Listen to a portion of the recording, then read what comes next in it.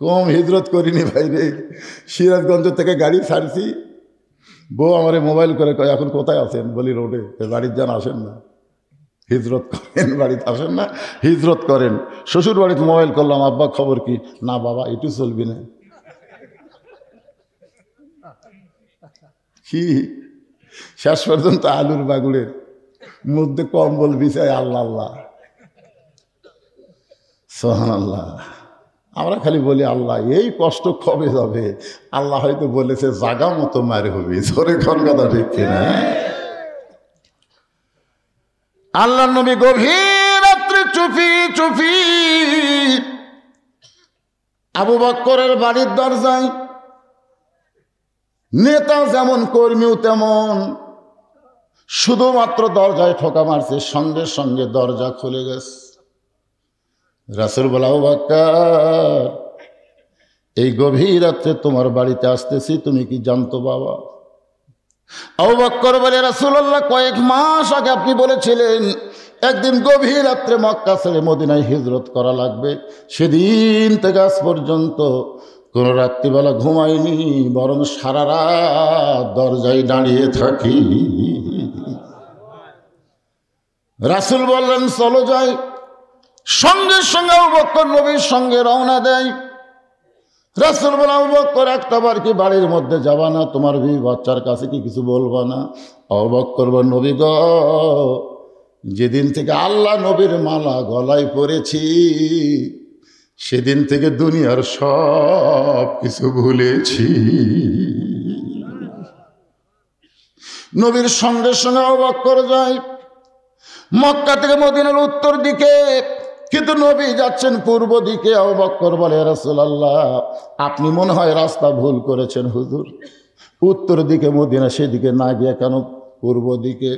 রাসূল বলে আবু বকর, ওই যে তাকায় দেখো বিশাল একটা পাহাড়, ওই পাহাড়ের মাথায় একটা গর্ত আছে, এই গর্তের ভিতরে আমাদেরকে আত্মগোপন করা লাগবে।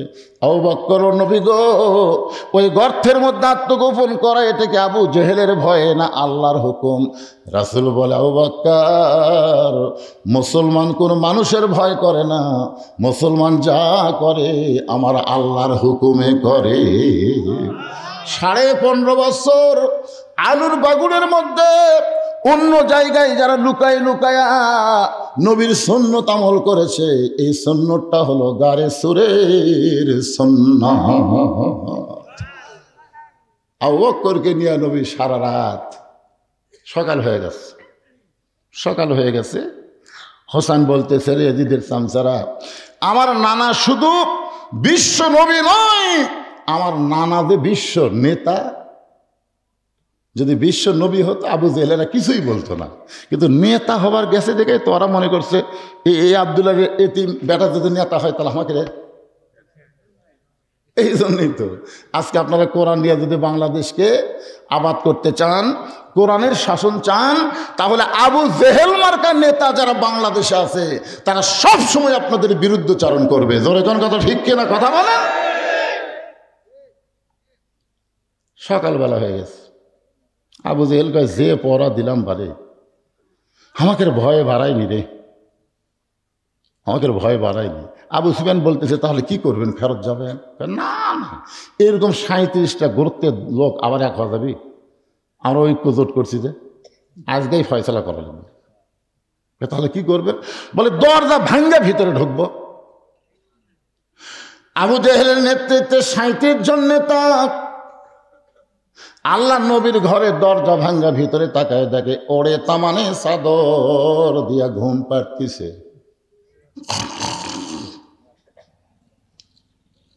আবু জেহেল কই মানুষ করে এক মারার জন্য আমরা সারা রাত চেতন, আর আরামের ঘুম পাড়ে।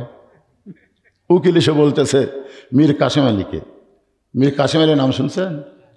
উকিল বলতেছে রাত 12টায় আপনার ফাঁসি হবে। বলে এখন কয়টা বাজে? বলে রাত 9:30। 2.5 ঘন্টা, তাহলে আমি 2 ঘন্টা ঘুম পাড়ি ভাই। উকিল কয় পাগলা নাকি, রাত 12টায় ফাঁসি হবে আর 2 ঘন্টা ঘুম পাড়বে? আপনার ফাঁসি চিন্তা হচ্ছে না? এই পাগল, যাওয়া তো লাগবে। এখন যে ভাবি হোক আমরা দুনিয়াতে এসেছি থাকার জন্য, যাওয়া লাগবে। এই যাওয়াটাকে তো মেনে নেওয়াই ইমান। তোর এখন কথা ঠিক কিনা? উকিল মনে করছে পাগলা হয়ে গেছে, এই মনে করে উকিল বাড়ি হয়ে গেছে। 2 ঘন্টা পর আসে দেখে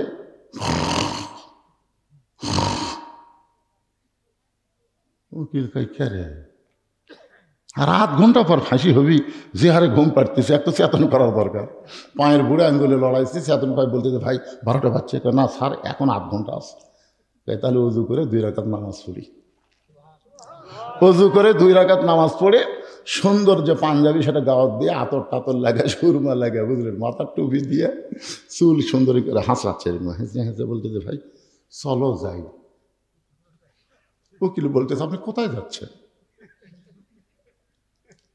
উকিল কান্দের বলে স্যার আপনার ফাঁসি হবে। মীর কাসিম আলী মুস্কি মুস্কি হাসে আর বলে ওয়ালা তাকুলু লিমান ইউকতালু লিল্লাহি আমওয়াতুন বাল আহইয়াউ ওয়ালাকিন লা তাশউরুন। আল্লাহ রাস্তায় তাদেরকে অন্যায়ভাবে ফাঁসি দেওয়া হবে, আল্লাহ রাস্তায় যাদেরকে অন্যায়ভাবে হত্যা করা হবে, তোমরা তাদেরকে মৃত্যু বলো না, আমি আল্লাহ বলতেছি তারা জীবিত। এ কথা আমার না আল্লাহর। জোরে বলেন। আজকে বাংলাদেশে বহু ছেলের নাম আবু সাইদ রাখছে, বহু ছেলে। আমার গ্রামের এক ছেলের নাম রাখছে আবু সাইদ, কিন্তু আজ পর্যন্ত কোনো মেয়ের নাম কেউ হাসিনা হয়নি। অন্তত 50 বছর কোন মেয়ের নাম কেউ ঘৃণা করে হাসিনা থুবি না। জোরে খান কথা ঠিক কিনা? কিন্তু আবু সাইদ কেন রাখতেছে? কারণ আবু সাইদ মরেনি, আবু সাইদ অমর হয়ে গেছে। মীর কাসিম আলী হল ইসলামী ব্যাংকের প্রতিষ্ঠাতা, ইবনে সিনা হাসপাতালের প্রতিষ্ঠাতা, শিবিরের এক সময় বাংলাদেশের সেক্রেটারি ছিলেন, পরে জামাত ইসলামের মজলিস শুরার সদস্য ছিলেন। সেই মীর কাসিম আলীর কথা বলতেছি। এখন আবু জেহেল কয় কেরে, একই মারার জন্য আমরা সারা রাত পড়া দিলাম, আর এই বেটা আরামে ঘুম পাড়ে, লাকের শব্দ, এর কি মরার ভয় নাই? আবু জেহেল একটা চামচা ছিল, নাম হলো উলিদ বিন মুগিরা। যারা বলেন নাম কি? উলিদ বিন মুগিরের হাতে একটা দোফালা বর্ষা ছিল, 2 দিকে ধার সোঁকা একটা বর্ষা ছিল।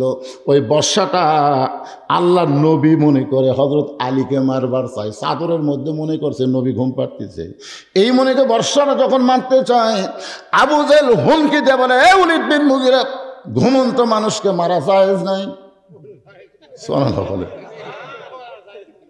ঘুমন্ত মানুষকে মারা জায়েজ নাই। আবু জেহেল ফতোয়া দিছে। আবু জেহেল কি মূর্খ? মূর্খ না বাবা। আবু জেহেল জানে যে এই বাড়ি মানে আল্লাহ রাসূলের বাড়ি, আর আবু জেহেলের বাড়ি লাগালাগি বাড়ি। যারা হজ করছে তারা জানে আবু জেহেলের বাড়িতে আমরা পেশাব করি, আর নবীর বাড়ি হয়ে গেছে লাইব্রেরি। ধরে কোন কথা ঠিক না? এখানে হাজি সাহেব আপনার নাই? 2-4 জন হাজি সাহেব আপনি তো করছেন, তাই করেননি? নিজে দেখছে আলেম মানুষ। পেশাব না লাগলো আবু জেহেলের বাড়ি দিয়ে আমরা করে আসি। কি মজা রে ভাই, তাই না? ওখান থেকে একটু তাকালেই দেখা যাচ্ছে নবীর বাড়ি লাইব্রেরি। সুবহানাল্লাহ বলে। আবু জেহেল জানে যে আমার বাড়ির ধারে এক যদি হত্যা করা হয়, এই তো আল্লাহর নবী। আবু জেহেল কিন্তু জানে আমাকে নবী আল্লাহর নবী, তিনি জানে কিন্তু মানে না। আপনারা সবাই জানে মসজিদের মুয়াজ্জিন হলো পৃথিবীর সর্বশ্রেষ্ঠ ব্যক্তি। মসজিদের মুয়াজ্জিন হলো পৃথিবীর সর্বশ্রেষ্ঠ ব্যক্তি। আল্লাহ বলেছেন বেলাল, আমি নবীর চাইতে তোমার মাথা উপরে থাকবে। শুধু মাথা উপরে থাকবে না, তোমার মাথায় আল্লাহ একটা নূরের টুপি পরাই দিবে, যেই টুপি পূর্ণিমার চাঁদের মতন আলো দিবে। তাহলে গোটা গ্রামের মধ্যে সবচাইতে সম্মানিত ব্যক্তিকে জানেন ঠিকই, মানেন?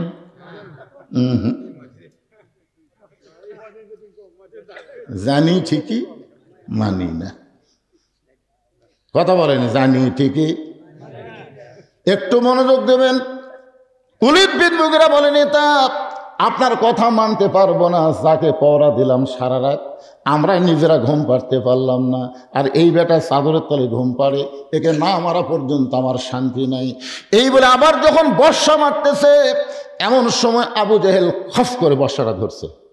আবার যখন মারতেছে খফ করে ধরে বলতে চাই, তুই আমার কথা মানিস না কেন রে? অনেক সময় দেখবেন নেতার চাইছে চামচাকের মশান বেশি হয়। গত 15.5 বছর দেখেননি? নেতারা মোটামুটি ঠান্ডা, কিন্তু চামচা চিনিস? আমি কাক দল করি তুই জানিস? তোর সাইজ করতে আমার 2 ঘন্টা লাগবে না রে। হাই রে চামচাকের মশান ভাই। আবু জেহেল হলো নেতা, ওলীদ বিন মুগীরা হলো চামচা। বলে নেতা সব কথা আপনার মানা যাবে না। সারা রাত চেতন থেকে যাক পহরা দিলাম, এই বেটা আরামের ঘুম পাড়ে, আমাকে ঘুম নাই, মারবো। এই যেই মারবে খপ করে বর্ষা ধরছে, আমার কথা মানিস না কেন? এখন আপনাদের কাছে আমার প্রশ্ন হলো, আল্লাহ নবীর যত শত্রু ছিল সবচাইতে বড় শত্রুর নাম কি? সবাই এক বাক্যে বলেন, সবচাইতে বড় শত্রুর নাম কি? আর সবচাইতে খারাপ শত্রুর নাম কি? সবচাইতে খারাপটার নাম হলো ওলীদ বিন মুগীরা। এই জায়গা ফাঁকা হলো কেন? এই জায়গা ফাঁকা হলো কেন? আচ্ছা আচ্ছা, আপনি একজন সামনে আসেন। ফাঁকা থা হয় না, সামনে ফাঁকা তুলে শয়তান বসে, বোঝেন না? ওলীদ বিন মুগীরা সবসময় নবীকে গালি দিত। তার মুখের ভাষা এত খারাপ ছিল, সবসময় নবীকে গালি দিত। জোরে কান কি দিত? যেরকম বাংলাদেশে কিছু কিছু লোক কোনো কারো দোষ না পাইলে আলেমকে দোষ পায়। জোরে কান ঠিক কিনা? চাষতলে বসে গল্প করে, দেখছি রে, বহু দেখছি। ওয়াজ করে এত টাকা নিয়ে যায়, বুঝতেছি না? দেখবেন যত দোষ সব আলেমের দোষ। ইমামের দাড়ি সবই ঠিক আছে, দেখছি আমাকে ইমামের দাড়ি কিন্তু এক মুষ্টি হয়নি। আমি খেয়াল করে দেখছি হয়নি। ইমাম যদি জোরে যায়, সামনে পাড়ার দাওয়াত পাশে হুজুর, তাছাড়া এত জোরে যাবি কে? যদি আসতে যায় বলে পিছনে পাড়া কত পায় খাওয়া খাসে, হুজুর লড়বার পাচ্ছিছে না। আপনারা বলেন আলেমদের দোষ যারা ধরে তারা কে?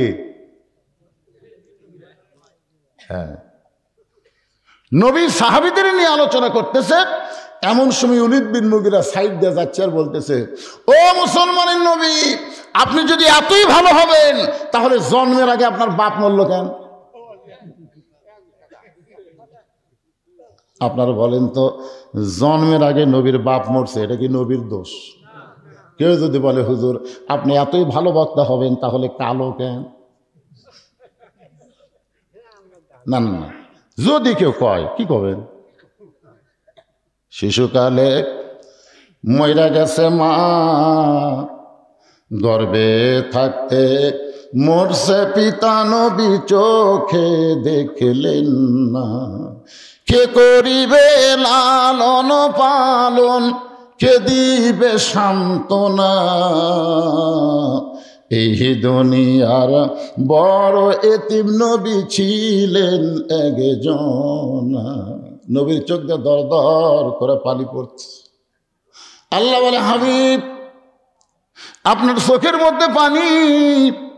নবী বলেন, আল্লাহ জন্মের আগে আমার বাবা মরে গেছে, সেখানে আমার কি দোষ আছে? কিন্তু ওলীদ বিন মুগীরা এমন একটা কথা বলল, যেই কথা শুনে আমার বড় কষ্ট হলো। আল্লাহ বলে, হাবিব যে আপনার কষ্ট দেয় সে আমি আল্লাহকেও কষ্ট দেয়। নবী শুনে নেন, ওলীদ বিন মুগীরাকে আপনি চিনেন? আল্লাহর নবী বলে, চিনব না কেন? সে হলো মুগীরার সন্তান ওলীদ। আল্লাহ বলে, হাবিব রে, দুনিয়ার সবাই জানে মুগীরার সন্তান ওলীদ, কিন্তু আজকে আপনি শুনে নেন, উতুল্লিম বাদা জালিকা জানিম, সে হলো জারত সন্তান। নবী বলে, আল্লাহ আমারে কষ্ট দিছে বলে আপনি ওর উপর রাগ করলেন? আল্লাহ বলেন, হাবিব কিয়ামত পর্যন্ত আপনি এবং আলেম ওলামাদেরকে যারা কষ্ট দিবে তারা সকলেই জারত সন্তান। ধরে বলেন কি সন্তান? এই হাসিনা হলো জারদ সন্তান। ধরে কোন কি সন্তান? আল্লাহর ওলি আল্লাহ সাইদ হুজুরকে বিনা দোষে 13 বছর জেলখানায় বন্দী করে হাসপাতালে হত্যা করেছে। এ কোনোদিন বৈধ সন্তান হতে পারে না। ধরে কোন কথা ঠিক কিনা?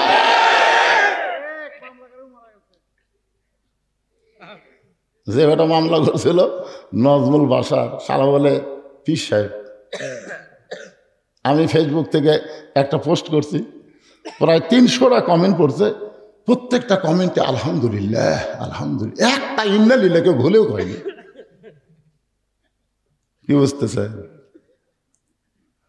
আল্লাহ বললেন, হাবিব, যে আপনার মনে কষ্ট দিল ও হলো অবৈধ সন্তান, জারদ সন্তান। উতুল্লিম বাদা জালিকা জানিয়া। কয়েকদিন পরে নবী আবার সাহাবীদের নিয়ে আলোচনা করতেছেন। এমন সময় ওলীদ বিন মুগীরা ওই রাস্তা দিয়ে আসতেছে। নবী তো বুঝতে পারছে আজকেও কিছু একটা কবে, কারণ কয় হলো খালি বিরুদ্ধে কয়। ওলীদ বিন মুগীরা কেবল আসতেছে, মুখ খুলিছে, এখন নবী কিছু একটা কবে। তো কিছু একটা বলার আগেই নবী বলতেছে, উতুল্লিম বাদা জালিকা জানিন। যেই কইছে ওলীদ বিন মুগীরা মারছে দৌড়, এক দৌড়ে মায়ের কাছে গেছে। মা, কারণ কোন সন্তান কেমন এটা কেউ না জানলেও কে জানে?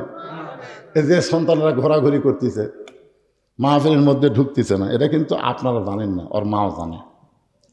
কেন ওই যখন মায়ের পেটতা ছিল, মাও পেটতলে গোটা পাড়া ঘুরিয়েছে। ওর পেটের মধ্যেই ঘোরণি ব্যারাম শুরু আছে। তুই বেড়ে এসে বসে থাকতে পারবি? বাবা আনন্দে মাতিয়া সাগরে ভাসাইয়া সেই যে চইলা যায় খবর লয় না। মাজন ধরিয়াই উদরে কতই কষ্ট করে, ধরিয়াই উদরে কতই কষ্ট করে। 10 মাস পরে পায় প্রসবের বেদনা, এমন দরদি ভবে কেউ হবে না আমার মা। মা গো। ইমাম গাজ্জালি বলেছেন, প্রত্যেকটা যুবতী নারীর 3 দিন 5 দিন 6 দিন একটা অসুখ হয়। সেই মাসিক যখন শুরু হবে তখন নামাজ পড়া যাবে না, রোজা করা যাবে না, এমনকি কোরআন শরীফ হাত দিয়ে স্পর্শও করা যাবে না। কিন্তু সন্তান যখন পেটে আসে, আল্লাহ সঙ্গে সঙ্গে মাসিক ব্যারামটা বন্ধ করে দেয়। এই মাসিক ব্যারাম বন্ধ করার কারণ হলো সন্তান পেটে থাকা অবস্থায় মার ইবাদতের যেন কোনো কমতি না হয়। কারণ মায়ের ইবাদতের সাথে আল্লাহ পেটের সন্তানের সম্পর্ক করে দেয়। যেই মা পেটে বাচ্চা নেয় মিথ্যা কথা বেশি কবে, ওই পেটের বাচ্চা মিথ্যার গুদাম হবে। পেটে বাচ্চা নিয়ে যখন মা রুকুর থেকে সেজদায় যায়, 3-4 মাস বাচ্চার বয়স, পেটের মধ্যে বাচ্চা কিন্তু এরকম দোমড় খায়। ফেরেশতা বলে, আল্লাহ তোমার বান্দি সেজদায় গেলে পেটের বাচ্চার কি কষ্ট হয় না? আল্লাহ বলে, ফেরেশতা সাক্ষী থাক, যেই মা পেটে বাচ্চা নিয়ে নামাজ পড়তেছে, ওই মা শুধু নিজে নামাজ পড়তেছে না, পেটের বাচ্চাকে ও নামাজি বানায় দিচ্ছে। পেটে বাচ্চা নিয়ে মা যদি রোজা থাকে, অনেক সময় স্বামী বলে, বউ গো, রোজা থাকলে পেটের বাচ্চা হয়তো শুকে যাবে, এই বড়দিনে রোজা বাদ দাও। বউ তখন বলে, স্বামী আগামী রমজান পর্যন্ত বাঁচার যদি গ্যারান্টি থাকে তাহলে রোজা ভাঙবো, আর গ্যারান্টি যদি না থাকে দরকার হলে আমার সন্তান শুকে যাবে, কিন্তু আমি রোজা বাদ দিব না। পেটে বাচ্চা নিয়ে মা কষ্ট করে যখন রোজা করে, বাজান মা শুধু নিজে রোজা করতেছে না, পেটের বাচ্চাকেও রোজার ট্রেনিং দিয়া দুনিয়াতে ভূমিষ্ঠ হচ্ছে। এজন্য খ্রিস্টান নেপোলিয়ান বলেছে, তোমরা ভালো যদি একটা সন্তান চাও তাহলে ভালো একটা মায়ের দরকার। মা যদি ভালো হয় সন্তান আল্লাহর ওলি হয়ে যায়। এক দৌড়ে গেছে মা, মাগো। ওলীদ বিন মুগীরার মা দৌড়ে এসে বলতেছে, কি হয়েছে রে, এত জোরে চিল্লাস কেন? বলে, উতুল্লিম বাদা জালিকা জানিন। যেই কইছে মা চুম করছে, কেন এই গোপন খবর তো কে দিল? এই গোপন খবর তো কে দিল? বলে, কে দিল সেইটা পরের কথা, আগে আপনি বলেন কথা কি ঠিক? বলে, যেই খবর দুনিয়ার কেউ জানে না। এই খবর তোকে কে শোনাইল? বলে যে শোনাইল তাকে আবার ভালো লাগে না। ওলীদ বিন মুগীরা বলতেছে তাকে আবার ভালো লাগে না। মা বলতেছে তোর ভালো না লাগলে কি হবে? ওই মানুষটা দুনিয়ার সাধারণ কোনো মানুষ না। মা ইয়ান্তিকু আনিল হাওয়া ইন হুয়া ইল্লা ওয়াহয়ুহা। আপনারা বলেন তো, আমাদের নবী নিজের ইচ্ছাই কোনো কথা কইছে? যা কিছু বলছে কে বলাইছে? মা বলতেছে বাজান আসলেই তাই রে। আমি যখন যুবতী বয়স ছিলাম তখন তোর বাবা আমাকে একলা বাড়ির থুয়া ব্যবসার কাজে বাইরে চলে গেল। মাসের পর মাস ব্যবসাতে এত লাভ হচ্ছে আর বইয়ের কথা মনে নেই। অনেক ছেলেরা কিন্তু নতুন বউ থুয়া মালয়েশিয়া যায়, যাই কে যায় না? যাই। একে টাটকা বউ থুয়া আমি সৌদি আরব গেছি। এরে পাগলা, আল্লাহ কোরআনে বলেছে হুন্না লিবাসুল্লাকুম ও আনতুম লিবাসুল্লাহুন্না। স্বামী হলো বিবির পোশাক, বিবি হলো স্বামীর পোশাক। এই শীতের দিনে স্বামী স্ত্রী এক কম্বল থাকলে কি মজা। আপনারা মনে করতেন সৌদি আরব রেজে কাছে বাংলাদেশত নাই? আমি সৌদি আরব এক বাঙালি বলছি, ভাই তুই যে খাটাইটি খাটতিছু রোদের মধ্যে, এই অর্ধেক খাটলে এর চাইতে বেশি তোর বেতন হবি রে। এতই কষ্ট করতেছে সারাদিন। একেবারে ভাই দেখছেন তো মসজিদে হেরেমের মধ্যে সারাদিন খালি ঝাড়ু দিচ্ছে আর এতিমের মতন খাড়া হয়ে আসে। ভাই কি জন্য খাড়া হয়েছে? হুজুর আমাকে মুখ বেঁকাতে কেউ যদি কিছু দান করে, ও তুই ভিক্ষা করবে রাচ্ছু, তোর বেতন কত? 900 রিয়াল হুজুর। আচ্ছা 900 রিয়াল কয় টাকা? এরই মধ্যে বাসা ভাড়া, এরই মধ্যে খাওয়া। আরে পাগলা, আমাদের বাংলাদেশে এখন আলু আলু খালি ছুটিয়া দেওয়া 800 টাকা দিন। জোরে কথা কন না গায়ে। আপনারা কি মনে করতেছেন বাংলাদেশের রেজেক নাই? তো ভারত বন্ধ করে দিল পেঁয়াজ, আর আমাদের পেঁয়াজের দাম কমলো গায়ে। আজ কত করে কেজি? আমরা তো মনে করছেন ভারত পেঁয়াজ বন্ধ করে দিলে হায় হায় হায় পেঁয়াজ কি করে খাই।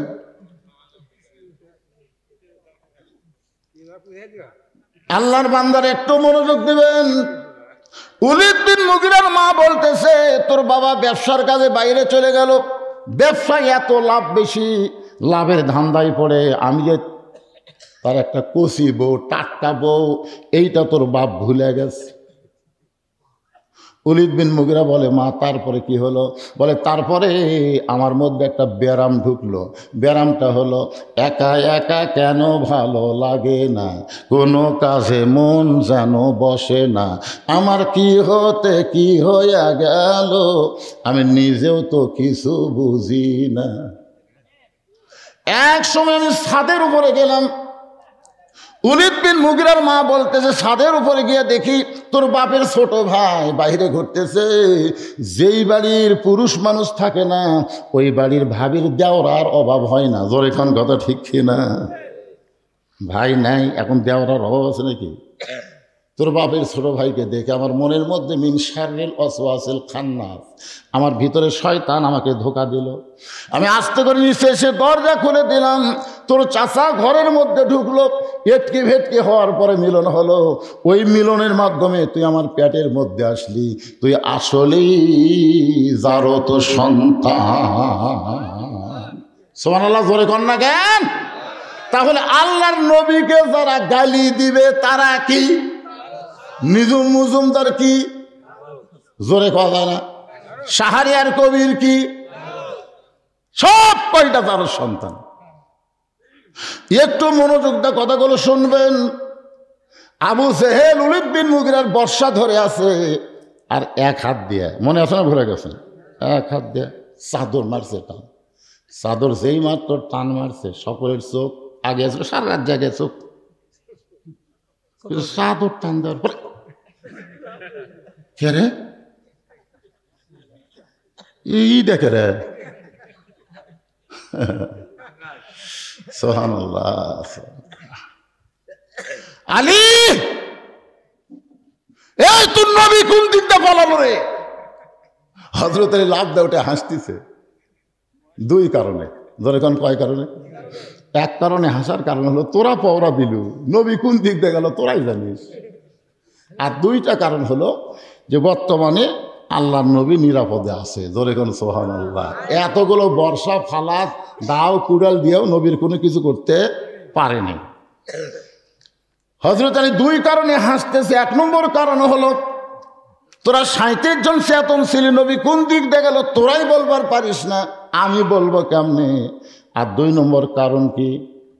দুই নম্বর কারণ হলো আল্লাহ তাআলা নবীকে নিরাপদ আশ্রয় দিয়েছে, জোরে কোন সুবহানাল্লাহ। আবু সুফিয়ান বলতেছে, নেতা এতবার জানলা দিয়ে দেখলাম, মনে করছিলাম আব্দুল্লাহর এতিম বেটায় শুয়ে আছে, কিন্তু এই বেটা যে উড়ে মুড়ি চাদর দিয়ে ঘুম পাড়তেছে, আমরা তো বুঝবার পারি নাই। একে এখন আমরা হত্যা করি, একে হত্যা করি, মানে ওটার ঝাল এর পর মিটাই। সঙ্গে সঙ্গে হযরত আলী বললেন,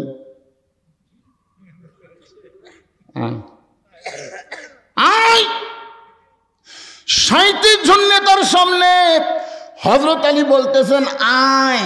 হুসাইন বলতেছে আমার বাবা শুধু বিশ্ব আলেম নয়, আমার বাবা হলো বিশ্ববীর। সাল্লাল্লাহু বলেন, আপনার বলেন তো সবার হাতে কি আছে? অস্ত্র আছে। আর আলীর হাতে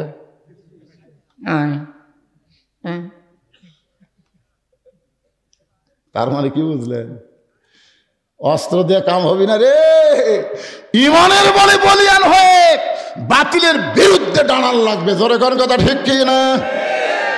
তিহিমা প্রান্তরে আল্লাহ নবী যখন সাহাবীদের নিয়ে আলোচনা করতেছেন, এমন সময় নবীর চোখ দিয়ে দর দর করে পানি পড়তেছে। সাহাবীরা বললেন, ইয়া রাসূলুল্লাহ, হুজুর এত সুন্দর আলোচনা করতেছেন, কিন্তু আপনি এমন করে কান্না শুরু করলেন কেন? রাসূল বলেন, সাহাবীরা রে, তোমরা তো জানো না, আল্লাহ পাক আমাকে জানাইছে কাবা ঘর শপথ করে একজন বীর, তার নাম হলো আমর। জোরে কান, তার নাম কি? আমর কাবা ঘর শপথ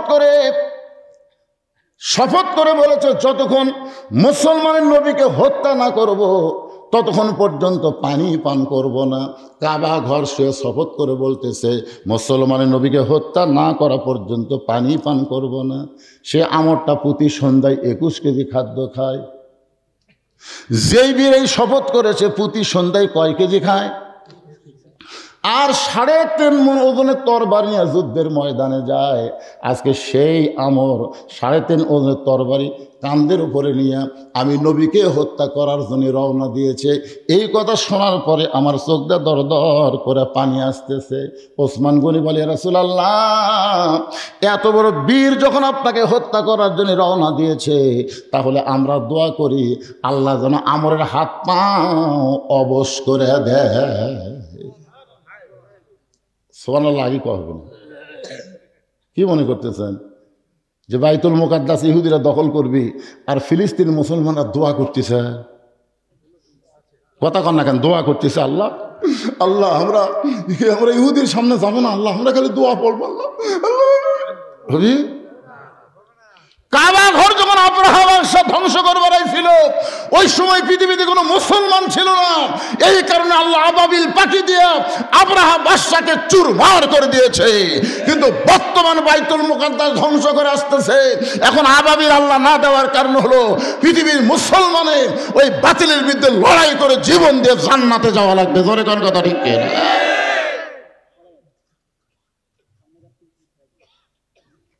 কি বাবা, আপনার কিছু বলা বলে শুরু করতেছেন? হ্যাঁ,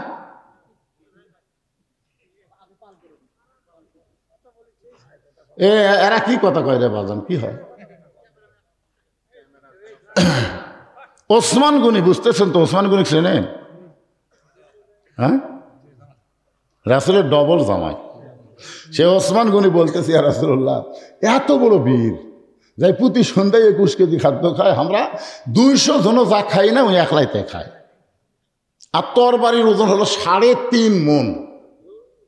সেই তরবারি কান্দে নিয়ে যখন আপনার হত্যা করবার আসতেছে, এই সময় আমাদের দোয়া করা ছাড়া তো উপায় নেই। আমরা দোয়া করি, আল্লাহ আমরের হাত পাও অবশ করে দাও, আমর যেন আসতে না পারে। এই দোয়া যখন নবী করবে ওসমানের কথা শুনে, এমন সময় ফেরেশতা জিবরাইল এসে হাজির। ফেরেশতা জিবরাইল এসে বলতেছে, ইয়া আইয়ুহান নাবিয়্যু হারজিল মুমিনিনা আলাল কিতাল। ওগো নবী, এই দুইটা হাত খালি দোয়া করার হাত না, এই দুইটা হাত হলো লাঠি ধরার হাত। হুজুর, আমাকে বিকুঞ্চি গ্রামে যে হারে চুরি হচ্ছে হুজুর, এশার নামাজের পর একটু দোয়া করেন তো। 3 বার সূরা ফাতিহা, 11 বার দরুদ শরীফ, 3 বার সূরা ইখলাস পড়ে হুজুর দোয়া করতেছে, আল্লাহ আল্লাহ চোরের হাত থেকে বিকুঞ্চি গ্রামকে হেফাজত করো আল্লাহ আল্লাহ। এই হারে চুরি হলে তো হবি না আল্লাহ। সবাই মুসল্লিও কান্দে, ইমামও কান্দে, চোর সাইড থেকে কয় আমিন আমিন।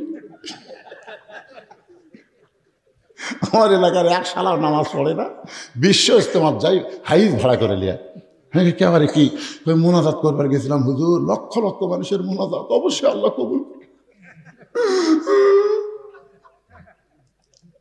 চোর সাইড থেকে বলতেছে আমিন আমিন। মানে কি তোরা দোয়া করে ঘুম পান আর আমরা চুরি করি, কথা ঠিক। আর ইমাম যদি বলে এই মজ্জেন, প্রত্যেকটা মুসল্লিকে জরুরি এলান করে জানায় দাও, যে রাস্তা দিয়ে চোর গ্রামে ঢুকবে প্রত্যেকটা রাস্তায় 10 জন 15 জন করে গোপনে 3 হাতা লাঠি নিয়ে পৌঁড়া দিবা, দেখি চোর কোন দিক দিয়ে ঢোকে। আপনারা বলেন তো চোর কি আমিন কবি? তার মানে বোঝা গেল এই 2 হাত খালি দোয়ার হাত নাই, এই 2 হাত সারা জীবন দোয়া করে হাসিনার আমরা কিছুই করবার পারিনি। জোরে কোন কথা ঠিক? হায় হায় রে, যতই দোয়া করি ততই চ্যাংড়া হয় বাড়ি। খালেদা জিয়ার এত অসুখ, হাসিনার অসুখই নেই। এত ভালো ভালো মানুষ ফাঁসি দিল, ওইখানে হাসতেছে। ফাঁসি দিয়া বলে যে 1 বোতল মদ খায়, এইসব মরে না।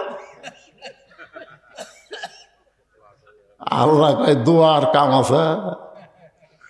আল্লাহ কোরআনে আয়াত নাজিল করছে নবীর উপরে যে দোয়া চলবে না। মক্কা যদি মদিনাকে আক্রমণ করে, আপনি মদিনার মুসলমান না দোয়া করে মদিনা রক্ষা করতে পারবেন না। ওই মক্কার কাফেরদের বিরুদ্ধে অস্ত্র ধরা লাগবে। হুকুম কার? ভারত যদি বাংলাদেশকে আক্রমণ করে, ভারতের মিঠুন চক্রবর্তী কইছে 15 দিন লাগবে না, ওরা যদি আমাকে আক্রমণ করে আমরা সব মসজিদের মধ্যে যাবো না। কি কন? ওরা মসজিদ ভাঙ্গে মন্দির বানাচ্ছে, জানেন আপনারা? 400 বছরের পুরাতন মসজিদ, বাবরি মসজিদ ভাঙ্গে এই শালারা মন্দির বানাচ্ছে। তা আমরা ওরকে ভয় মসজিদের মধ্যে আল্লাহ কয় তোরকে মসজিদই ভাঙবি।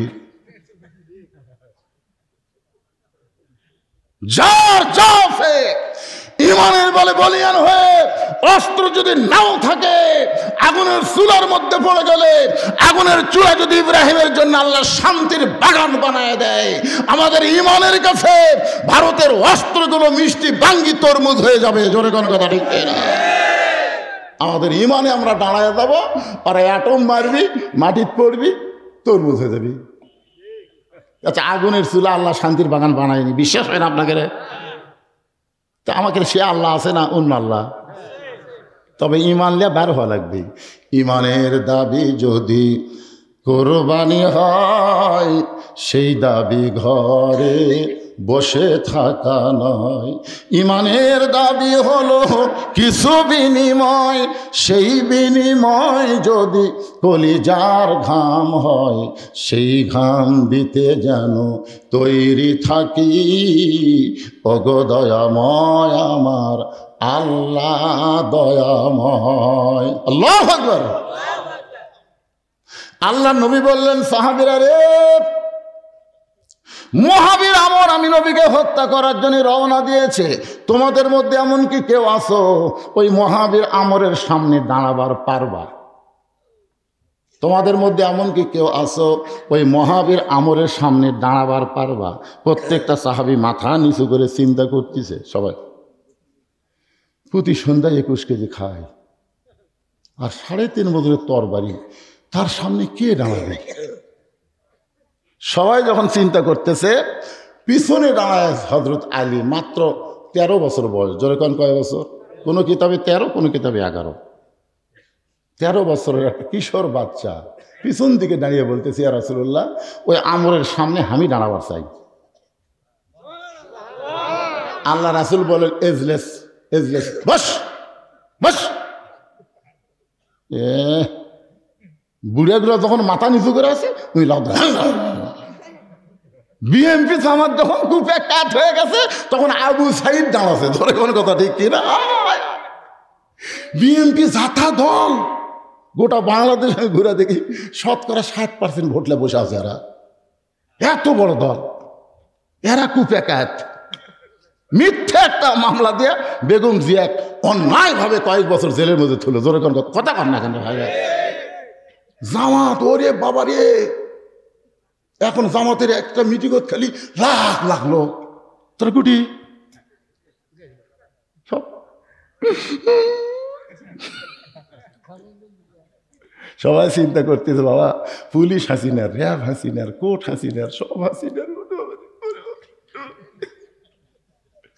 কেউ মাথা তোলে না, হিসাব করতেছে বের হম বউ সোল আছে জেলত গেলে আমার সোলের কি।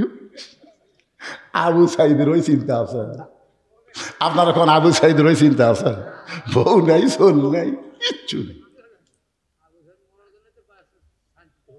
এরে বাবা শোনেন, হযরত আলীর বউ নাই, সোল নাই, মাত্র 13 বছরের বাচ্চা। ওর কেউ আছে? ওর পিছনে চিন্তা আছে? বললেন বস। আল্লাহ রাসূল বলেন সাহাবীরা রে, ওই মহাবীর আমর কিন্তু আস্তে আস্তে আমার দিকে চলে আসতেছে। তোমাদের মধ্যে কেউ কে আছো ওই আমরের সামনে দাঁড়াবে। সঙ্গে সঙ্গে হযরত আলী আবার দাঁড়ায়া যায়। রাসূল বলেন আয় আয়, তোকে আর বসাবো না। হযরত আলী কিন্তু রাসূলের আপন চাচাতো ভাই, আবু তালেবের বেটা হযরত আলী। যে আবু তালেব নবীকে লালন পালন করছে, সে আবু তালেবের বেটা হচ্ছে হযরত আলী। ডাকতেছে আয়। যে কাছে আইসা আল্লাহ নবী বলে, আলী মহাবীর আমরকে তুই চিনিস? যে আমর প্রতি সন্ধ্যায় 21 কেজি খাদ্য খায়, 3.5 মজনের তরবারি নিয়ে জিহাদের ময়দানে যায়, সে আমরকে তুই চিনিস? আলী বলতেছে ইয়া রাসূলুল্লাহ, দুনিয়ার কাউকে চিনার দরকার আমার নাই। আল্লাহর ঈমান আমার ভিতরে, আবার নবীর প্রেম আমার কলিজায়, এই দুইটা পাওয়ার নিয়া পৃথিবীর তামাম বাতিলের সামনে আমি আলী একাই দাঁড়াবার চাই। লিল্লাহি আল্লাহর ঈমান আমার ভিতরে, নবীর প্রেম আমার কলিজায়, আমার আর কোনো পাওয়ার লাগবে না। এই দুইটা পাওয়ার নিয়ে শুধু আমর নয়, পৃথিবীর তামাম বাতিলের সামনে আমি আলী একাই দাঁড়াবার চাই। এখন আপনারা বলেন তো, এই 37 জনের খাওয়া আসা। আলী বলতে ধরে কালী যদি নবী বলতো, আলী ওদের বাইরে 37টা সার পোকা আমার বাড়ির চারিধার পড়া দিচ্ছে, তুই একটু যাত, তোরা বাড়ি ফিরে দেবার পারবো না রে, আমি সেই মরদ। সুবহানাল্লাহ। আল্লাহ নবী ডাক দিলেন ওসমান। যে ওসমান দোয়া করার জন্য নবীকে অনুরোধ করেছে, নবী সেই ওসমানকে ডাক দেন, ওসমান তোমার বাড়িতে কোনো তরবারি আছে? ওসমান গনি বলে, হুজুর কুরবানি করার একটা ছুরি আছে। ওসমান গনি খুব ধনী মানুষ তো, উট কুরবানি দেয়। হুজুর কুরবানি করার একটা ছুরি আছে। রাসূল বললেন তাড়াতাড়ি নিয়ে আসো। ওসমান গনি এক দৌড় দিয়ে বাড়ি থেকে একটা তরবারি নিয়ে ছুরি এনে নবীর হাতে দিলেন। নবী তাকায় দেখে মাত্র 27 ইঞ্চি। কয় ইঞ্চি? 27 ইঞ্চি। আর আমর যেটা ঘাড়ত করে আনতেছি সেটা কয় মন? 3.5 মন। তারই কাছে 27 ইঞ্চি। আল্লাহ রাসূল বিসমিল্লাহ বলে আলীর হাতে দিয়ে বললেন, বাবা যা, তবে খালি হাতে যাস না, এই সময় তসবি টুপি চলবি না, কারণ জাগা বুঝা জিনিস লাগবে। জোরে কোন কথা ঠিক কে নেই? আল্লাহ রাসূল বলতে পারতেন, যা একটা তসবি দিন আর টুপি মাথা করে দিন, খালি জিকির করবার যাবো, জিকির করবার, গাছের মাথা টুকবো, জিকির করবো, পড়ে ফেলে দিব। এখন তুই একটা জিকির করতে করতে পিরত পর্যন্ত পাড়ে ফেলা যায়। লুঙ্গি থাকলে সব দেখা গেল। জোরে কোন ঠিক কিনা? খালি পায়জামা আছে বলে দেখা যায়নি ভাই। সেদিন একটা দেখলাম, একজন জিকির করতেছে আর একজন ওর ঘাড়ত চড়ে। আপনার বলেন তো, আল্লাহর নবী জিকির করছে, কোন সাহাবী লাফালাফি করে বেহুশ আছে, এরকম একটা হাদিস দেখান তো।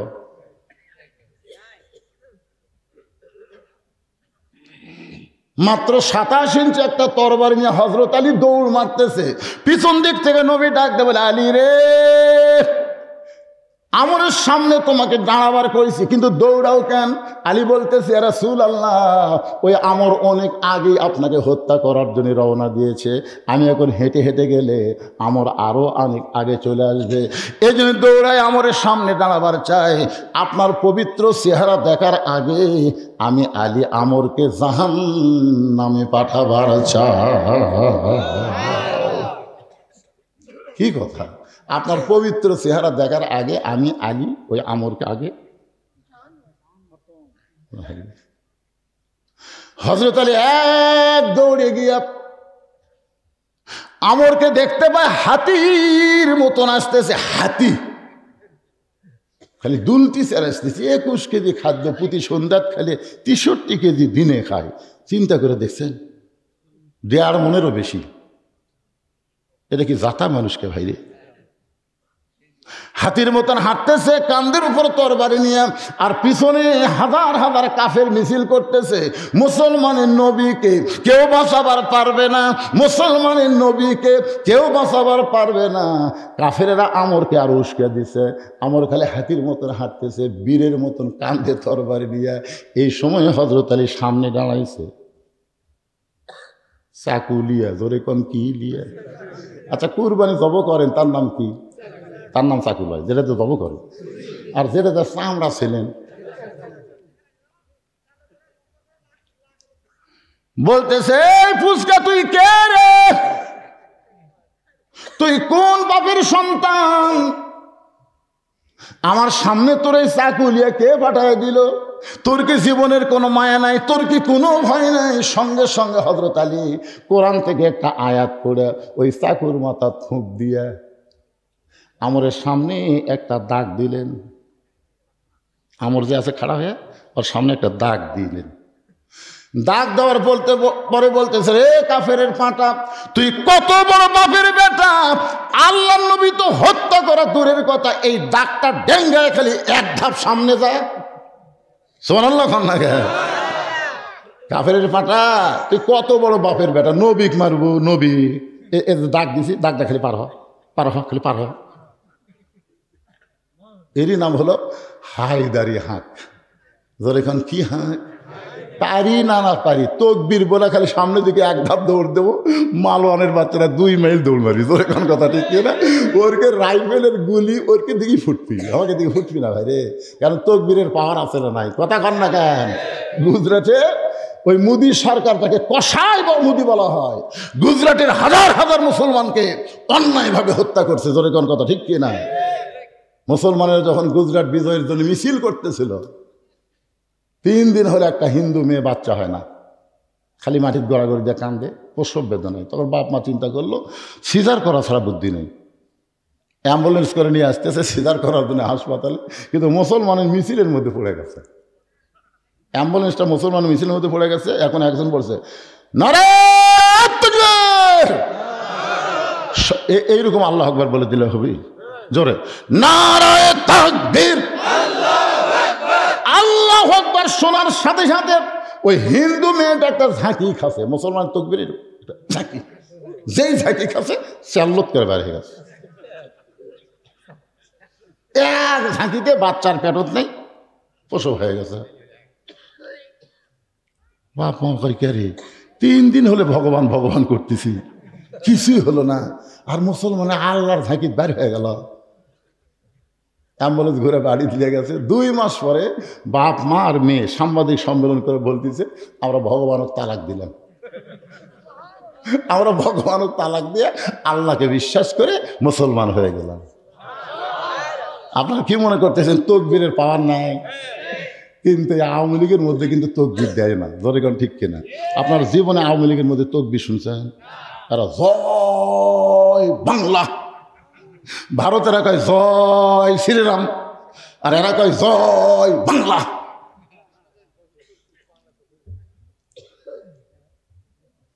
একটু জোরে সরে তকবীর দিলে, তকবীর কোন আওয়ামী লীগের তকবীর, বিএনপির তকবীর? আপনি মরেন না কেন? আওয়ামী লীগ মরেন। আপনার লাশ সামনে জানাজা পড়াতে কি কয় দেখেন, জয় বাংলা। কবি কথা কন না কেন? জয় মহল্লা কবি কি কবি? আল্লাহু আকবার। আপনি যখন জন্মেছেন তখন আপনার ডান কান দেখি আসান, বাম কান দেখি আকামত। তা আকামতের আগে আল্লাহ, আসানের আগে আল্লাহ। তার জন্মের সময় যদি আপনি আল্লাহ আকবার নিয়ে জন্মলেন, মরার সময় লাশ সামনে নিয়ে যদি আল্লাহ আকবার কয়, তাহলে প্রত্যেকটা মুসলমান যে দলই করেন আল্লাহর ব্যাপারে কোনো দল চলবে না। জোরে কোন ঠিক কিনা?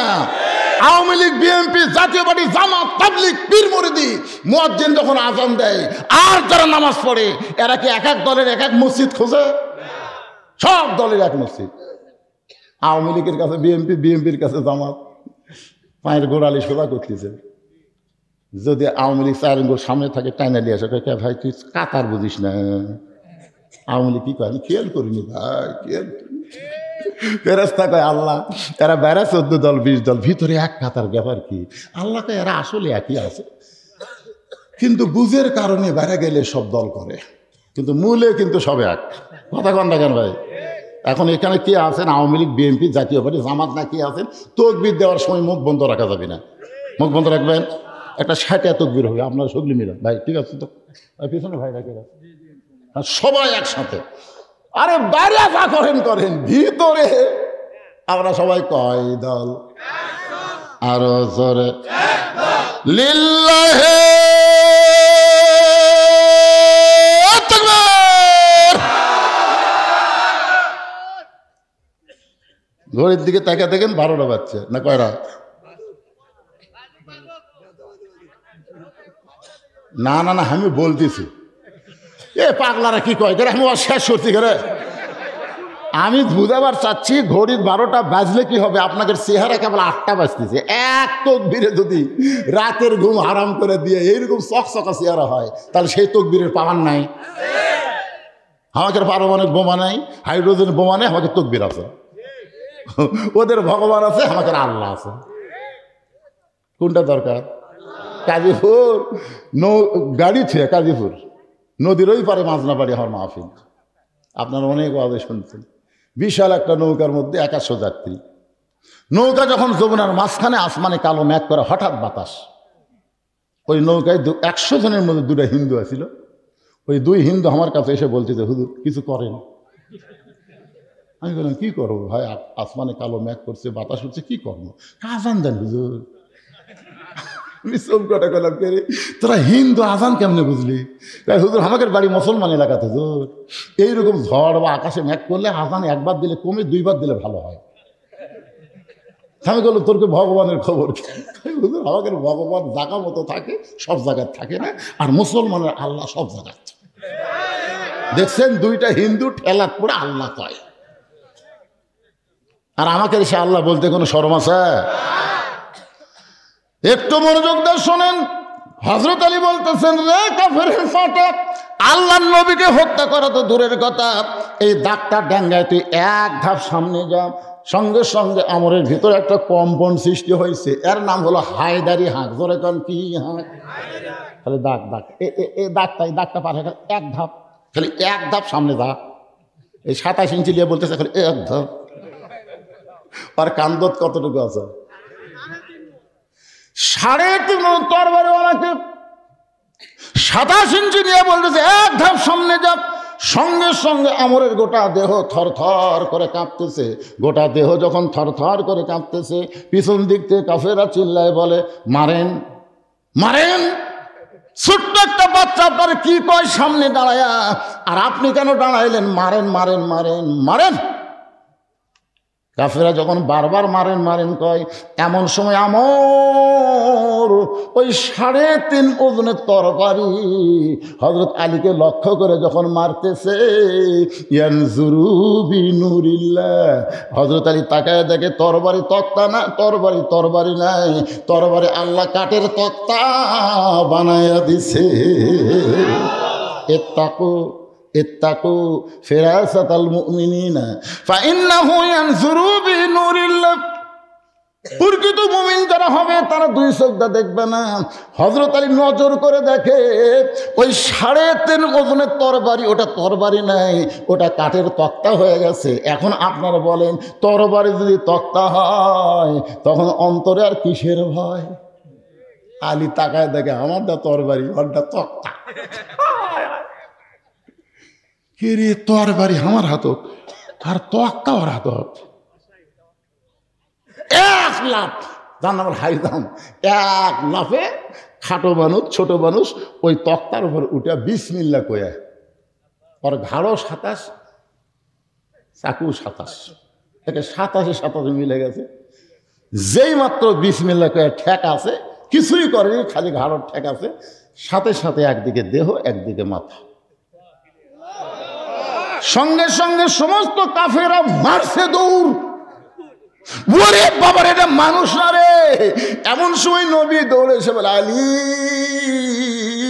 এই মুহূর্তে আল্লাহ তোমার জন্য একটা ডিগ্রি দিছে, আলী আসাদুল্লাহিল গালিব। হযরত আলী শুধু কান্দে আর কান্দে। রাসূল বলে, আলী কান্দো কেন? বলে, আল্লাহর শপথ করে বলতেছি নবী গো, আমি মারিনি। হুজুর আমি মারিনি, খালি ঠেকাছি। রাসূলের হবে আঙ্গুল তুলে, চুপ চুপ, যেই কথা আমাকে কইছো এটা যেন আর কাউরে কই না। আপনারা বলেন তো রাসূল কেন বললেন চুপ?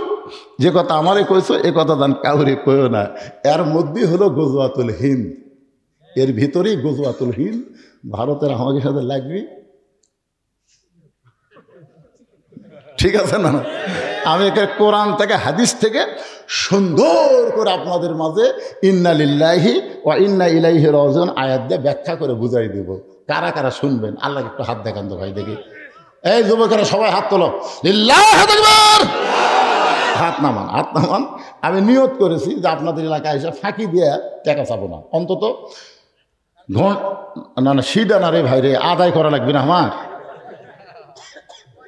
কিসের পরে রে? পরে কি 12টা বাজা গেছে, আদায় যদি 15 মিনিট লাগে করবো, আরো 1.5 ঘন্টা ওয়াজ করবো। আমি কি বুড়া হচ্ছি দেখে মনে করছেন আমার গলাও বুড়া হচ্ছে?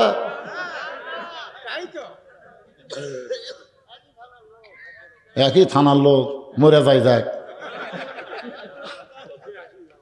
আমাকে একদিন আমির হামজা বলতেছে, চাচা আপনি এক ওয়াজে যতক্ষণ ওয়াজ করেন আমি এর মধ্যে 3টা মারি। এক ওয়াজত যে কোন ওয়াজ করেন 3টা, 40 মিনিট, 45 মিনিট, 50 মিনিট, এত লম্বা ওয়াজ করা লাগবে গা? আর আমি 2 ঘন্টা ওয়াজ করার পরে যদি 15 মিনিট মাদ্রাসার জন্য আদায় করি, কি খুবই খারাপ হবে ভাই? জান ওই যে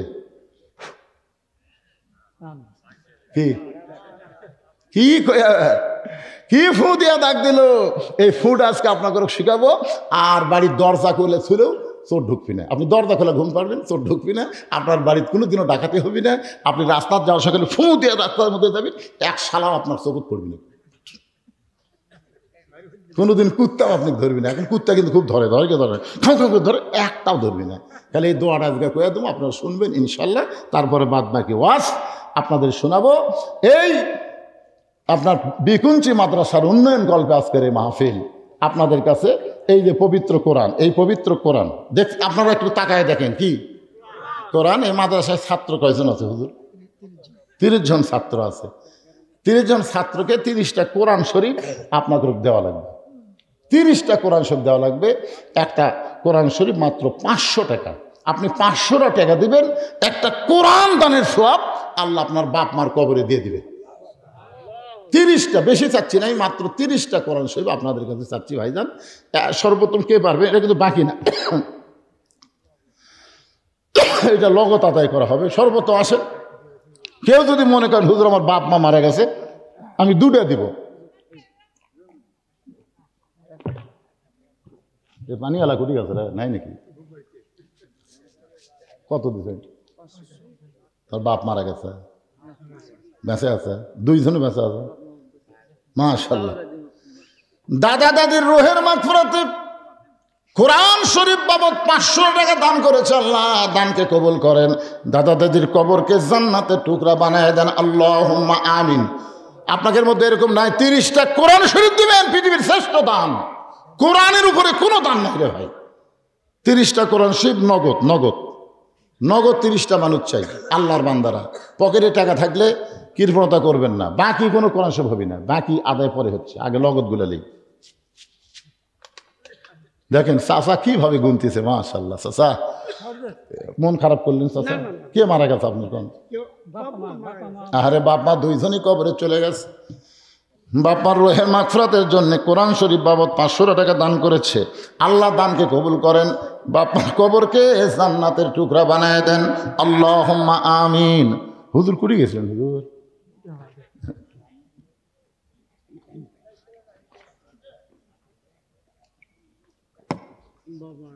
বাপমার জন্য রোহের মাগফিরাতে কোরআন শরীফ বাবদ 500 টাকা দান করেছে। আল্লাহ দানকে কবুল করেন, আল্লাহুম্মা আমিন। আল্লাহ আর একজন তোমার বান্দা কোরআন শরীফ, কে মারা গেছে আপনার? দাদা দাদির জন্য, বাপ মা বেঁচে আছে, আল্লাহ দাদা দাদির কবরকে জান্নাত বানানোর জন্য কোরআন শরীফ বাবদ 500 টাকা দান করেছে। আল্লাহ দানকে কবুল করেন, আল্লাহ নেক নিয়ত নেক আশা পড়া করেন, আল্লাহুম্মা আমিন। আপনার কে মারা গেছে বাবা? কেউ নাই? আরে কষ্ট হচ্ছে না? বাবা মা কেউ নাই। ইলিয়াসুর রহমান রোহের মাগফিরাতের জন্য কোরআন শরীফ 500 টাকা দান করেছে। আল্লাহ কবুল করে। হাতটা দেন তো দিবি, আপনি 1000 দিলেন কে? মাশাআল্লাহ। 2টা কোরআন শরীফ বাবদ আল্লাহ তোমার বান্দা 1000 টাকা দান করেছে। আল্লাহ দানকে কবুল করেন। আর একজন কোরআন শরীফ বাবদ 500 টাকা দান করেছে। আল্লাহ দানকে কবুল করেন, আল্লাহুম্মা আমিন। কবুল করো, কবুল করো মোদের কামনা, দানকারীকে দিবেন জান্নাত, আল্লাহ নিরাশ করবেন না। পৃথিবীর শ্রেষ্ঠ দান নবীর এতিম মাদ্রাসায় একটা কোরআন। এই কোরআন দান করা সবার ভাগ্যে হয় না। মাশাআল্লাহ মাশাআল্লাহ। কত আছে বাবা? কোরআন শরীফ বাবা 500 টাকা দান করছে। আল্লাহ দানকে কবুল করেন, আল্লাহুম্মা আমিন। কে এই কোরআন শরীফ লেখা রাখতেছেন? মানে 30-এর বেশি হলে নেবেন না, কি বিপদ রে বারে। আমি তুলতেছি দেখি তো কি হয়। আল্লাহ কোরআন শরীফ বাবদ আর একজন 500 টাকা দান করেছে। আল্লাহ দানকে কবুল করেন, আল্লাহুম্মা আমিন। কে মারা গেছে? বাপমা দুইজনই মারা গেছে। দেখেন কত ছোট বয়স, অথচ বাপমা দুইজন কবরে চলে গেছে। আল্লাহ বাপার কবরকে জান্নাতের টুকরা বানায় দেন, আল্লাহুম্মা আমিন। এই যুবকগুলো লাইন ধরল রে, তোমার কে মারা গেছে? আরে বাবা মারা গেছে। বুড়া তারকে বাপমা মরছে, কে ভিতর দরদ নাই তো? এই দেখেন সবগুলা কে খাড়া আছে, আপনি খালি দেখেন না কে? আল্লাহ আজকের ওয়াজ যুবকদেরকে পাগল বানিয়ে দিছে, ধরে কেন সুবহানাল্লাহ। এই যুবকেরা সব পারে, আবু সাইদ জীবন দিবার পারে, মুগ্ধ জীবন দিবার পারে, ইয়ামিন জীবন দিবার পারে। এই যুবকগুলো কোরআন শরীফ বাবদ 500 করে টাকা দান করতেছে। আল্লাহ দানকে কবুল করেন। আর একজন কে দিল এটা? এইটাও যুবক। কে দিছে? কে দিল ময়না? কে দিল রে? আর একজন দিয়ে গেছে। কে দিয়ে গেল হট করে? আল্লাহ কোরআন শরীফ বাবদ 500 টাকা দান। আর একজন কোরআন শরীফ বাবদ 500 টাকা দান। পৃথিবীর শ্রেষ্ঠ দান আল্লাহ একটা কোরআন। আর একজন 1000। ও না না নানি দুইজনের জন্যে 2টা কোরআন শরীফ বাবদ 1000 টাকা দান করেছে। আল্লাহ দানকে কবুল করেন। তুই 200 দিলু গো বাবা? নাই আর নাই? আচ্ছা ঠিক আছে, তোমারটা দানের মধ্যে ফেলে দিন। হ্যাঁ এই চলো শোনো, তোমারটা দান। আচ্ছা ঠিক আছে, দান। আপনি যদি 100 দেন সেটা দান, আর 500 দিলে একটা কোরআন। আপনার মনে করতেছেন 500 নাই থেকে দেওয়া যাবে না? দান হিসাবে 100 দেন, 200 দেন, 300 দেন, আর 500 দিলেই একটা কোরআন। এই দান এই সাইডে তুলাম। আল্লাহ আর একজন কোরআন শরীফ বাবদ 500 টাকা দান করেছে। আল্লাহ দানকে কবুল করেন, আল্লাহুম্মা আমিন।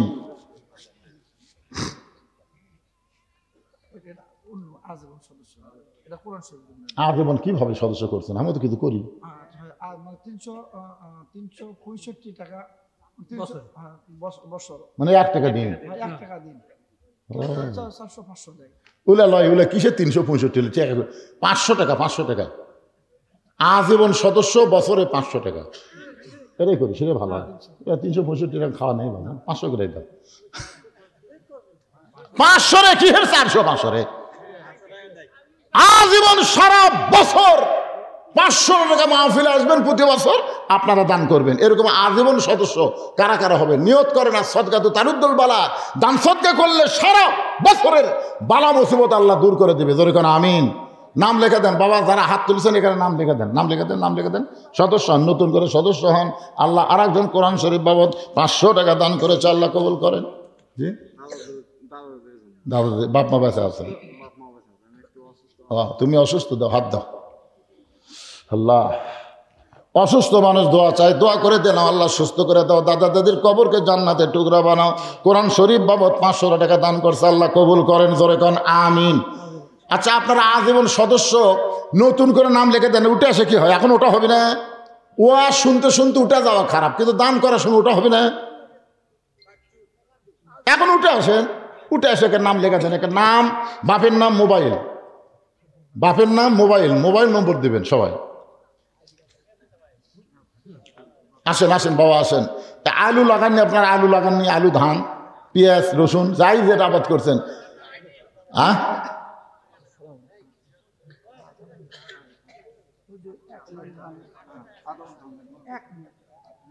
আদাবন ধান কে দিলেন? আপনি নাম? মোহাম্মদ জামাল হোসেন। আদাবন ধান আবার নগদ কোরআন বাবদ 500 টাকা দান করেছে। আল্লাহ জামালের দরজা আল্লাহ আপনি কবুল করেন, আল্লাহুম্মা আমিন।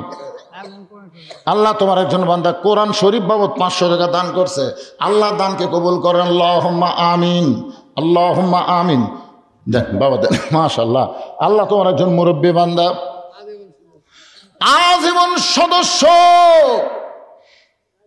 400 টাকা দান করছে, আজীবন সদস্য। এগুলা টাকা ওখানে রাখেন, আজীবনের টাকা ওটি। এই যে ভাই, আজীবনের টাকা ওটি তো সব এক জায়গায় জড়ো করলে হবে না, প্যাঁচ লাগবে। এটা কিসের দান?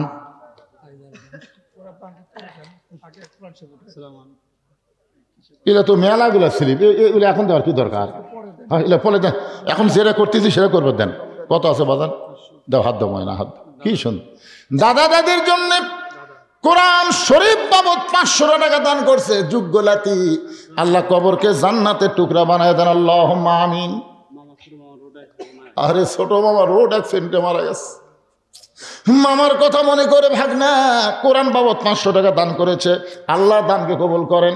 আল্লাহ তোমার আরেকজন বান্দা কোরআন শরীফ বাবদ 500 টাকা দান করলো, আল্লাহ দানকে কবুল করেন, আল্লাহুম্মা আমিন। কবুল করো, কবুল করো, মোদের কামনা দানকারীকে দিবেন জান্নাত, আল্লাহ নিরাশ করবেন না। আর একজন কোরআন শরীফ বাবদ 500 টাকা দান করছে, আল্লাহ কবুল করেন। আমি কয় কোরআন চাইছিলাম? কয়টা? আরে এ মনেও থয় না কয়টা। তো এদিক কয়টা হচ্ছে আপনাদের মনে? কয়টা হচ্ছে এখন? তো এটুকু কর পারেন না যে 30টা পার হচ্ছে, এটাও কর পারেন না? আচ্ছা দেখি মুরব্বী আপনি বলেন তো। এই দেখেন আর একটা কোরআন শরীফ, মাশাআল্লাহ। 30 পার হলে আমরা 100 কোরআন শরীফ নেবো, তাছাড়া ছাড়বো না। আপনারা কি মনে করতেছেন পৃথিবীর শ্রেষ্ঠ দান নবীর মাদ্রাসা একটা কোরআন শরীফ বাবদ 500 টাকা? বাপ মা মারা গেছে, মা মারা গেছে, আরে মায়ের কথা মনে করে কোরআন শরীফ বাবদ 500 টাকা দান করলো, আল্লাহ মায়ের কবরকে জান্নাতের টুকরা বানায় দেন। আমার মা বোনেরা কি পিছনে ঘুমালো নাকি? আমার মা বোনেরা পিছনে আসে না? নাই, একটা কথাও কয় না ওদের মধ্যে। কি সদস্য এটা? আজীবন সদস্য 1000 টাকা করে দেন আপনি। আপনার লাঠি পাখি হলো, তার লাঠি হচ্ছে না।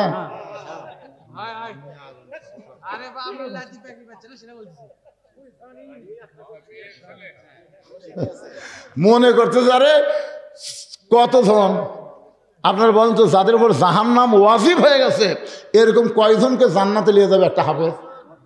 তো তার মধ্যে নানাও পড়বি তো, ওই জানি না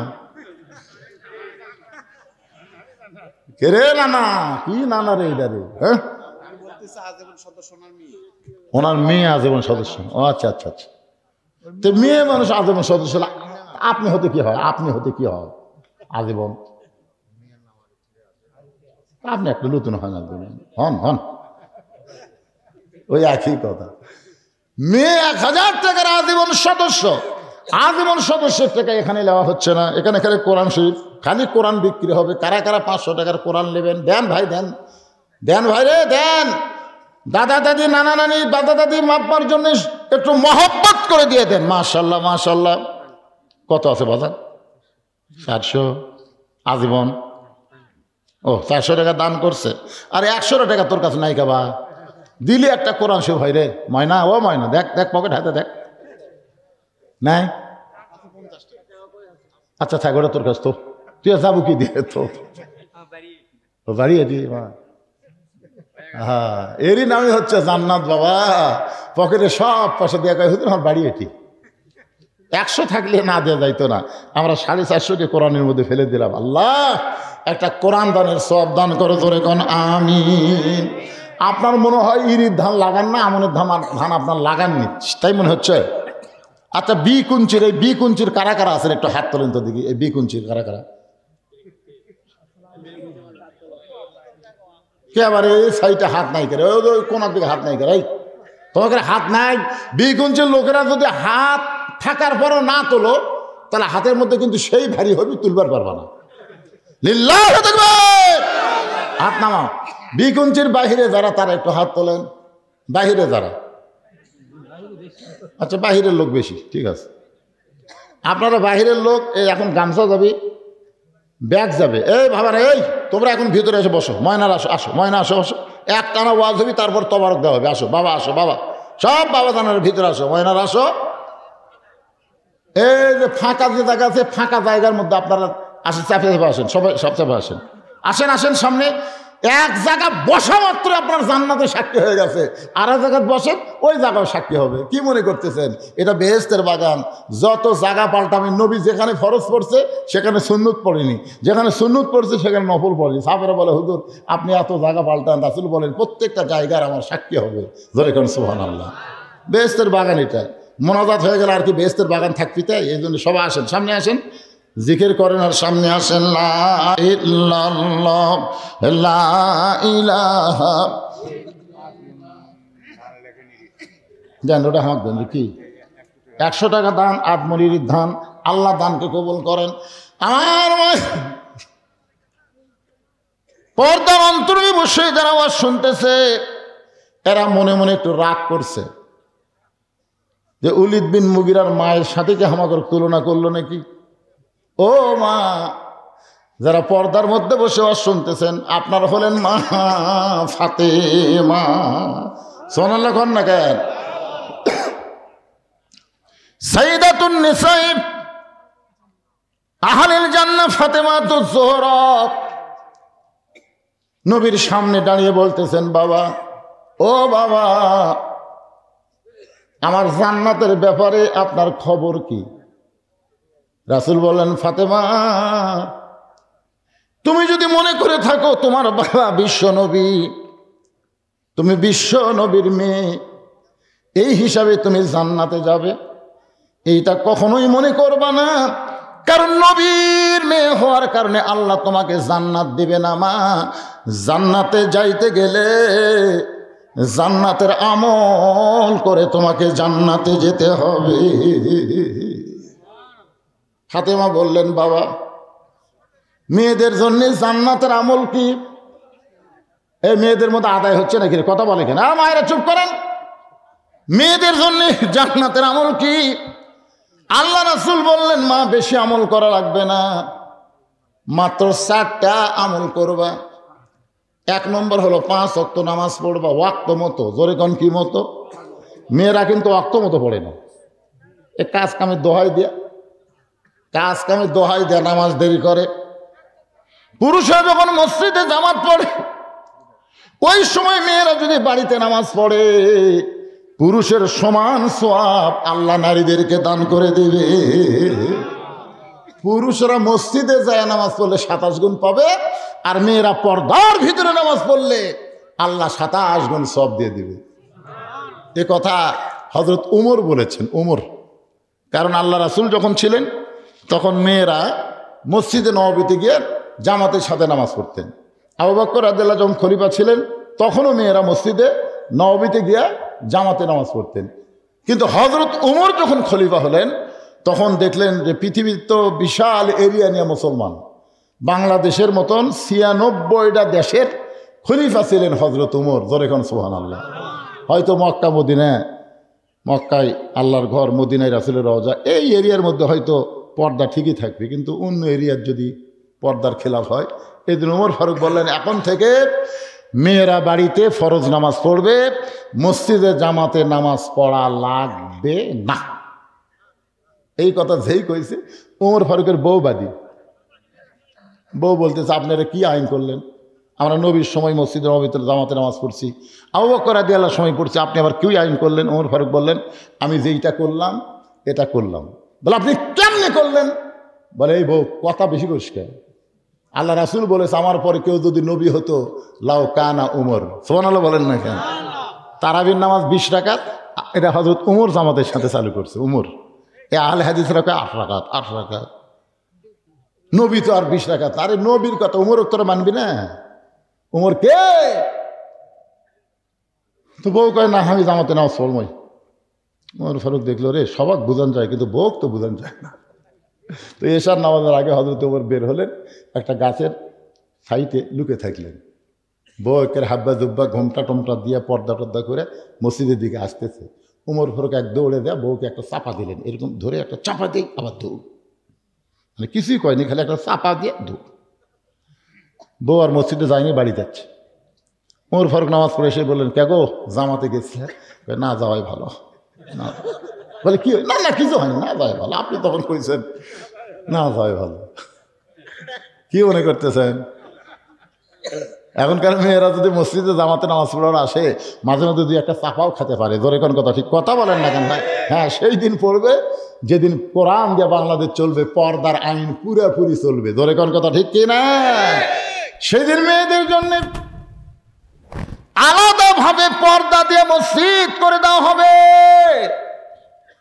যতদিন পর্যন্ত পর্দার আইন বাংলাদেশে চালু হয় নাই ততদিন মেয়েরা বাড়িতে যেখানেই নামাজ পড়বে মসজিদে নামাজ পড়ার সওয়াব আল্লাহ আমল নামায় দিয়া দিবে। ধরে কোন সুবহানাল্লাহ। মেয়েরা 2 নম্বর বছরে 1 মাস রোজা রাখবে। ও মা বছরে 1 মাস রোজা রাখবে। 1 মাস রোজা রাখা হলো ফরজ। কিন্তু এখন কতগুলো মেয়ে মানুষ যখন তখন রোজা থাকে।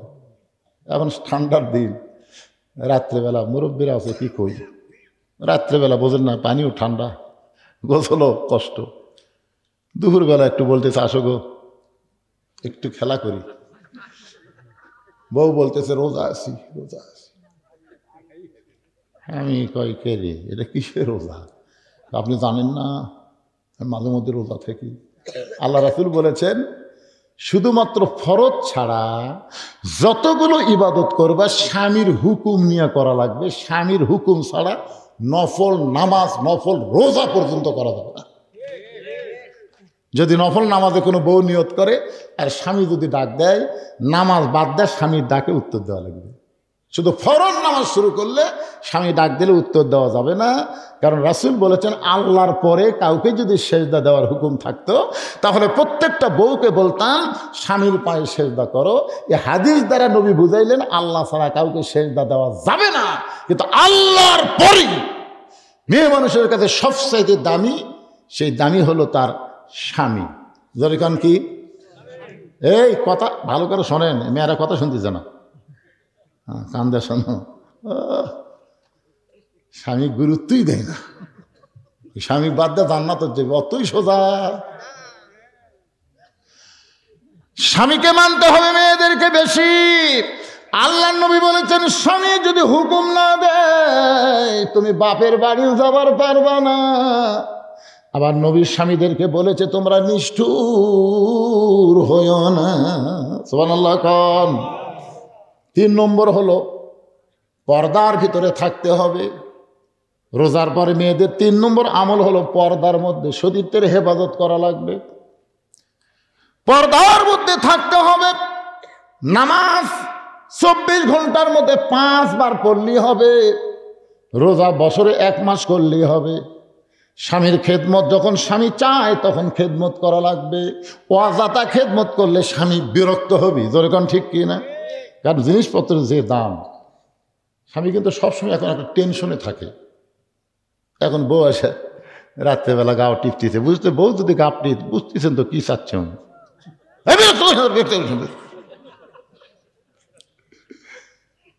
কারণ স্বামী যদি চায় তাহলে স্বামীর খেদমত করো, স্বামী না চাইলে জোর করে কইরো না। কিন্তু পর্দা এইটার কোনো সময় নাই, এটা সব সময় করা লাগবে। বুড়ি বয়সে পর্দা, ছুড়ি বয়সে নাই। মরে গেলে 5 কাপড়, তার উপর চাদর, একটা 5 কাপড় দিয়ে তো সেই রকম চকলেটের মতন বাঁধিছে, খাট নিচ রাখা, তার উপর ওর চাদর দিয়ে থছে, চাদর দিয়ে ঢাকা থছে। ফেরেশতাকে আল্লাহ এই মেয়ে মানুষ যখন জেঁতে আসলো, গোটা কিন্তু সবাই এক চিনি, আল্লাহ সগলি চিনি, ইনা ভোটর ডানা ছিল। আর মরে গেলে 5 কাপড় দিয়ে চাদর দিয়ে ঢাকা থছে, কারণ কি? আল্লাহ বলে, ফেরেশতা এটা বাংলাদেশ রে, বাংলাদেশে মরার পরে পর্দা করে রে, বাঁচতে পর্দা করে না। ও মা শোনেন মায়েরা, মরে গেলে পর্দা করে কোনো লাভ নাই, জীবিত অবস্থায় পর্দা করা লাগবে। পর্দা নিচে ফাতেমার কবর কোন জায়গায়? আজও পর্যন্ত দুনিয়ার কেউ জান্নাতুল বাকিতে খুঁজে পায় নাই, কারণ গভীর রাত্রে ফাতেমাকে কবর দেওয়া হয়েছে। কবর দেওয়ার পর হযরত আলী বলতেছে, আল্লাহ আমার ফাতেমার পর্দাকে তুমি কবুল করো, আমার ফাতেমার পর্দাকে তুমি কবুল করো, আমার ফাতেমার পর্দাকে তুমি কবুল করো। এই 3 বার বলার পরে হযরত আলী তাকায় দেখে সামনে কয়েকটা পুরাতন কবর দেখা যায়। এই মাত্র ফাতেমার নতুন কবর দিল, সেই কবর জান্নাতুল বাকির মধ্যে নাই। হযরত আলী জান্নাতুল বাকি দৌড়ায় বলে, ফাতেমার কবর, ফাতেমার কবর। কে যেন বলতে চালি রে, ফাতেমা পর্দা নিশি, আমি আল্লাহ জোহরা ডিগ্রি দিয়া ফাতেমার কবরটাকে কিয়ামত পর্যন্ত পর্দা করে দিয়েছি। শুধুমাত্র পর্দার কারণে আল্লাহ তাআলা ফাতেমাকে ডিগ্রি দিলেন সাইদাতুন নিসায়ে আহলিল জান্নাহ, ফাতেমাতুজ জোহরা। মা, যখন পুরুষ মানুষ আপনার দিকে তাকাবে তখন থেকে আপনাকে পর্দা করা লাগবে। একটা বুড়ির দিকে কেউ তাকায় না, বুড়াও তাকায় না। একটা বুড়া মানুষের কিন্তু মন বুড়া লয়, মন বুড়া। আপনি কি মনে করতেছেন এই মনের মুখ দাঁড়িয়ে আসা? কথা কয় না রে ভাই। আমার ভিতর যে মন আছে, এর মাথার টুপি আছে, এর মুখ দাঁড়িয়ে আছে, তাহলে আমার মাথার টুপি আছে, মুখত দাঁড়িয়ে আছে, কিন্তু মন তো আর মৌলবি লয় ভাই রে। সুযোগ পালে আঙ্গারে দেখবি, এটা কার বউ রে? হ্যাঁ, হাসতেছেন কেন? সুযোগ পেলে এটা কার বউ রে, এটা কার মাও রে, এটা কেউ করবি না, এটা কার মাও, মাও কেউ দেখবি না, খালি দেখবি ভাবি, আপা ঢাপা। এই জন্যে মায়েরা যৌবন বয়সে পর্দা করবেন, পরপুরুষ যেন আপনাদের দেখতে না পারে। আল্লাহ ফাতেমার সঙ্গে আপনাদেরকে জান্নাত দিয়ে দিবে। ধরে কোন আমিন। আল্লাহ নবী আলী, চুপ, খবরদার জবান খুলবে না। ওই যে হযরত আলী জবান বন্ধ করলো, কেউ জানলো না আসল ঘটনা। কিন্তু তাবুকের যুদ্ধে, জোরে কোন কিসের যুদ্ধে? তাবুকের যুদ্ধে কামুল দুর্গের দরজা হ্যাঁচকা টান মারছে হযরত আলী। যেই দরজা খুলতে 70 জন, লাগাইতে 70 জন লাগে, কয়েকশো মন ওজনের দরজা হযরত আলী একটা হ্যাঁচকা টান মারছে, আর দরজা খুলে হাতের ঢাল হয়ে গেছে। এই দরজা হাতের ঢাল দেখে কাফের আর থাকে? হায় হায়, এটা মানুষ নাকি রে? সমস্ত কাফের অস্ত্র টস্ত্র ফেলে দে দৌড়। সাহাবীরা দৌড়ে এসে রাসূলকে বললো, ইয়া রাসূলুল্লাহ, আজকের যুদ্ধে বিজয় হয়েছে আলীর কারণে। নবীর মন একটু খারাপ, যে কোনো বিজয় কোনো মানুষের কারণে না, বিজয় হচ্ছে আল্লাহর ইচ্ছাই। ইজা জা নাসরুল্লাহি ওয়াল ফাত। এদের 24-এর যে বিজয় হলো 5ই আগস্টে, এটা কিন্তু ছাত্র জনতার কারণে বিজয় হয়নি, এই বিজয়টা আল্লাহ নিজে দিছে। জোরে কোন কথা ঠিক কিনা? কি মনে করতেছেন? হাসিনা কি চাচ্ছিল? কি ভাই কেবল ওয়া সাটাচ্ছি, আবার আপনি কি দিচ্ছেন? একটু পরে দিলি হলেন, বুঝছেন না? ব্রেক হয়ে গেল আবার। আলহাজ মোজাহার আলী দাতার সদস্য, আজীবন সদস্য, 1000 টাকা দান করছে। আল্লাহ কবুল করেন। ধরে করেন আমিন। সবাই বলে আল্লাহুম্মা আমিন। বিরক্ত হচ্ছেন? চলবে না, একটু মনোযোগ দিয়ে কথা বলে। অত্যন্ত গুরুত্বপূর্ণ কথা আসতেছে সামনে। ধানও 1 মন দেবেন আপনি? সে আলহাজ আবাদ করেন আপনি, ধানও 1 মন দিবে। লেখেন একটু জিকির করেন, লা ইলাহা ইল্লাল্লাহ, লা ইলাহা ইল্লাল্লাহ, লা ইলাহা লা ইলাহা ইল্লাল্লাহু মুহাম্মাদুর রাসূলুল্লাহ। সকলে বলি সাল্লাল্লাহু আলাইহি ওয়াসাল্লাম। সাহাবীরা বললেন, ইয়া রাসূলুল্লাহ, এত জোরে হেঁচকা টান মারছে কামুজ দুর্গের দরজা, ওই দরজা হাতে ঢাল থেকে সব কাফের ভয়ে পলায় গেছে। আজকের যুদ্ধে আলীর কারণে বিজয় হয়েছে। নবী আমার মনটা খারাপ করলেন, কারণ কোনো যুদ্ধের বিজয় কোনো মানুষের জন্য হয় না, বিজয় দেয় কে? তাহলে আমার সঙ্গে সকলে পড়েন, ইজা জা নাসরুল্লাহি ওয়াল ফাত। কিছুক্ষণ পরে হযরত আলী নবীর কাছে আইছে, মানে সব যখন কাফের ফুলে গেছে তখন হযরত আলী রাগ করে দরজা ফেলে দিচ্ছে। এটা ছুঁয়ে লাভ কি, 80 গজ দূরে যা পড়ছে। নবী বলতে, আলী রে খবর কি? আলী বলতে, হুজুর সাহাবীরা কিছুই কয়নি। কইছে তো, হুজুর খালি দৌড়া যে হ্যাঁচকা টান মারলাম, দরজা খুলে আসলো, সব পলে গেল, ফেলে দিলাম, 80 গজ দূরে গিয়ে পড়লো। রাসূল বলল, সত্যি তাই? আলী বলতেছে, বিশ্বাস না হলে চলেন, আপনি দেখায়। আল্লাহ রাসূল বলেন, চলো যাই। আল্লাহ নবী আর হযরত আলী দরজার কাছে গিয়ে নবী বলতেছে, দরজা কোনটা? বলে এইটা। ফাইলা দিছে, 80 গজ দূরে গিয়ে পড়ছে। দেখি এখন হযরত আলী দরজা ধরে টানে, নিজে নড়ে কিন্তু দরজা নড়ে না। এত চেষ্টা করে দরজা নড়ে না, নিজে নড়ে কিন্তু দরজা নড়ে না। আলীর চোখ দর দর করে পানি পড়তেছে। ইয়া রাসূলুল্লাহ, যখন হ্যাঁচকা টান মারলাম, হাতের ঢাল হলো, ফেলে দিলাম, 80 গজ দূরে গিয়ে পড়লো, কিন্তু এখন নিজে নড়ি, দরজা নড়ে না। রাসূল বলে, আলী রে, সেই দিন বলেছিলাম জবান বন্ধ করো, তুমি যখন বলেছো আমি মারি নাই, আমি শুধু তরবারি ঠেকাইছি। এখন চিন্তা করো, তুমি ঠেকানোর পরে কাম করছে কে? আজকে যখন তুমি আল্লাহর রাহে যুদ্ধ করতেছিলাম, তখন তুমি একলা ছিলে না আলী রে, তোমার হাতের সাথে আমার আল্লাহর কুদরতি পাওয়ার ছিল। তুমি যখন দরজা ফেলে দিয়েছো, তখন তুমি একলা ছিলে না, তোমার সঙ্গে আমার আল্লাহর কুদরতি পাওয়ার ছিল।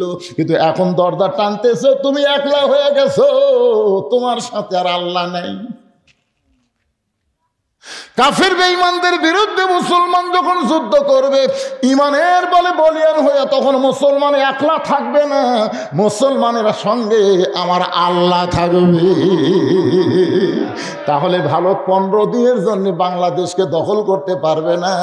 যদি লাগা যায়, শুধু ঢাকা মুসলমানের না, দিল্লিও মুসলমানের হবে। তোরে কোন কথা ঠিক না? খালি লাগা দেখ। আয়, ও যে এক জোকার সাংবাদিক বাড়ায়নি, মাঝে মাঝে দৌড়াতে দৌড়াতে, কি শালা পাগলা, খবর পড়তে হতে বাংলাদেশ নাই, বাংলাদেশ নেই, কি আছে ওই শালা সাফা। আমাকে বাংলাদেশ এক এডিটর বাড়াছে, মাঝে মধ্যে একটা টোপালিয়া দেয়, বুঝলেন, টোপালিয়া দেয়, খুব টোপার মতো ভালো। আপাতত ভারত একটু চুপ হয়ে গেছে, ঠিক কিনা বলেন? কথা কন না গান বলেন তো, চুপ হচ্ছে কেন? কারণ এই যে আমার ওয়াজগুলো, এই ওয়াজগুলো আপনারা মনে করতেছে যে এখানে অনেকগুলো লাইভ দিছে, এই লাইভে কিন্তু ভারতেরা শুনতেছে, এটা কোন মরদ রে? এই মরদ যে হারে বাংলার মুসলমান জাগাচ্ছে, বাবা আমরা যদি ভারতের থেকে বাংলাদেশে ঢুকি, 3 পা হাতা লাঠি দিয়ে হাওয়া করে ফেলে দিবি, আর খুর দিয়ে কাটিয়া পল্টে দিবি, লাঠির তলে ফালাবো আর বাচ্চা কাটিয়া পল্টে দেবো। জোরে কোন কথা ঠিক কিনা? ঢুকে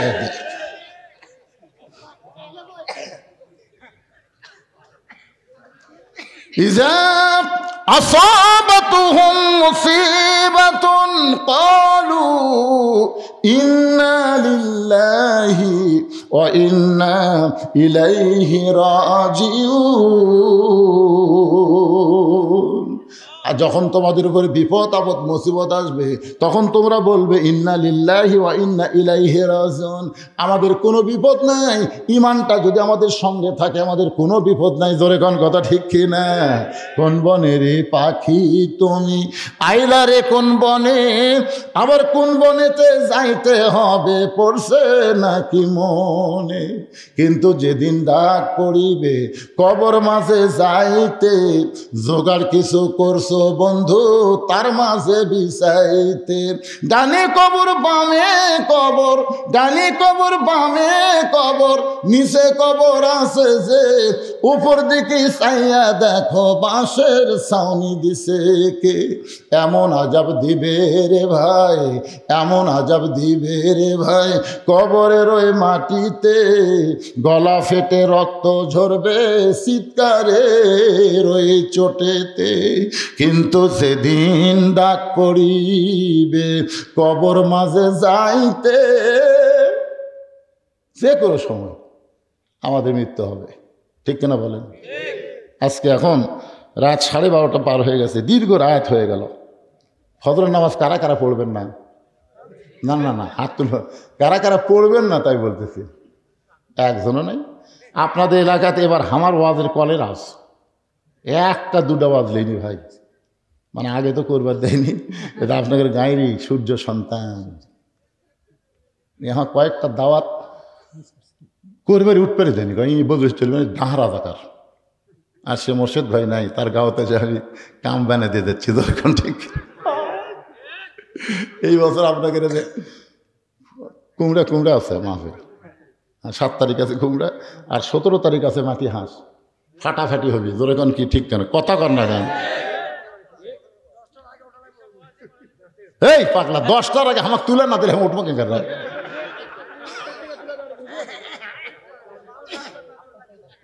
আসলে তারিখ পরিবর্তনের আগেই মোনাজাত করা হচ্ছে সুন্নত। জোরে কোন কথা ঠিক কিনা? এটা যে তারিখে বিজ্ঞাপন ছাপাচ্ছে, আপনার দেখেন তো, যে তারিখ বিজ্ঞাপন ছাপাচ্ছে 1 জানুয়ারি, এখন আসা 2 তারিখ পড়ে গেছে। আরে পাগলা একটা ওয়াজ থাকলে না বেশি করে কোন, আরো যা আছে মাইনারা সোনার চাঁদেরা শুনবেন না? ইস্তেগফার পড়েন, ইস্তেগফার পড়েন।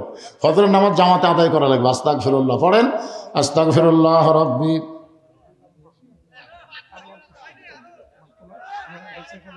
আপনি বুঝতেছেন না এই মানুষকে এত খাটা দিতে হবে তাই? এই কিসের পোলা হয়নি রে? পোলার ধান্দা ওয়া শোনা, পোলার ধান্দা। এই কোরআনের আকর্ষণ নেন, কার আকর্ষণ? ও একটা কথা বাকি আছে, সেইটা হলো কি পড়া ফোঁ দিল, তাই না? কি পড়া ফোঁ দিল, অরিজিনাল ওয়াজে হয়নি বারে। কি সেটা? না না, ভালো লাগলে বেশি শোনা লাগবে না। যারা ফজর নামাজ জামাতে পড়বি তারা একটা মনতে বিবেক, চোখ বন্ধ করে চিন্তা করেন তো, চিন্তা করেন। সারা এই কোনো এরকম না, এরকম ওয়াজ করলে নেওয়া যাবে না তো। কিসের আধা ঘন্টা চাচ্ছে আবার? টানা ওয়াজ করা যাবে, চুক্তি দিচ্ছি আমি। নতুন লিয়াচ্ছে তো কি আছে, আশেপাশে ওয়াজ নাই। শোনেন এই যে আয়াতটা শোনেন, এই যে আয়াত পড়ে ফুঁ দিল, দিয়ে দাগ দিল, মনে আছে না ভুলে গেছেন?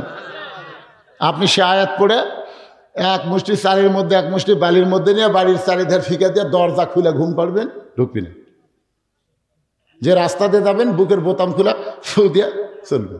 সে আয়াতার নাম হলো আয়াতুল কুরসি। জোরে কর নাম কি? আল্লাহু লা ইলাহা ইল্লা হুয়াল হাইয়ুল কাইয়্যুম। ভগবানের ভ বাদ দেন, গবানের কোনো অর্থ ডিকশনারিত নাই। গবানের গ বাদ দেন, বান মানে বুন্না, দুনিয়ার কোনো মানুষ চায় না। বা বাদ দেন, নো মানে ভগবান নাই।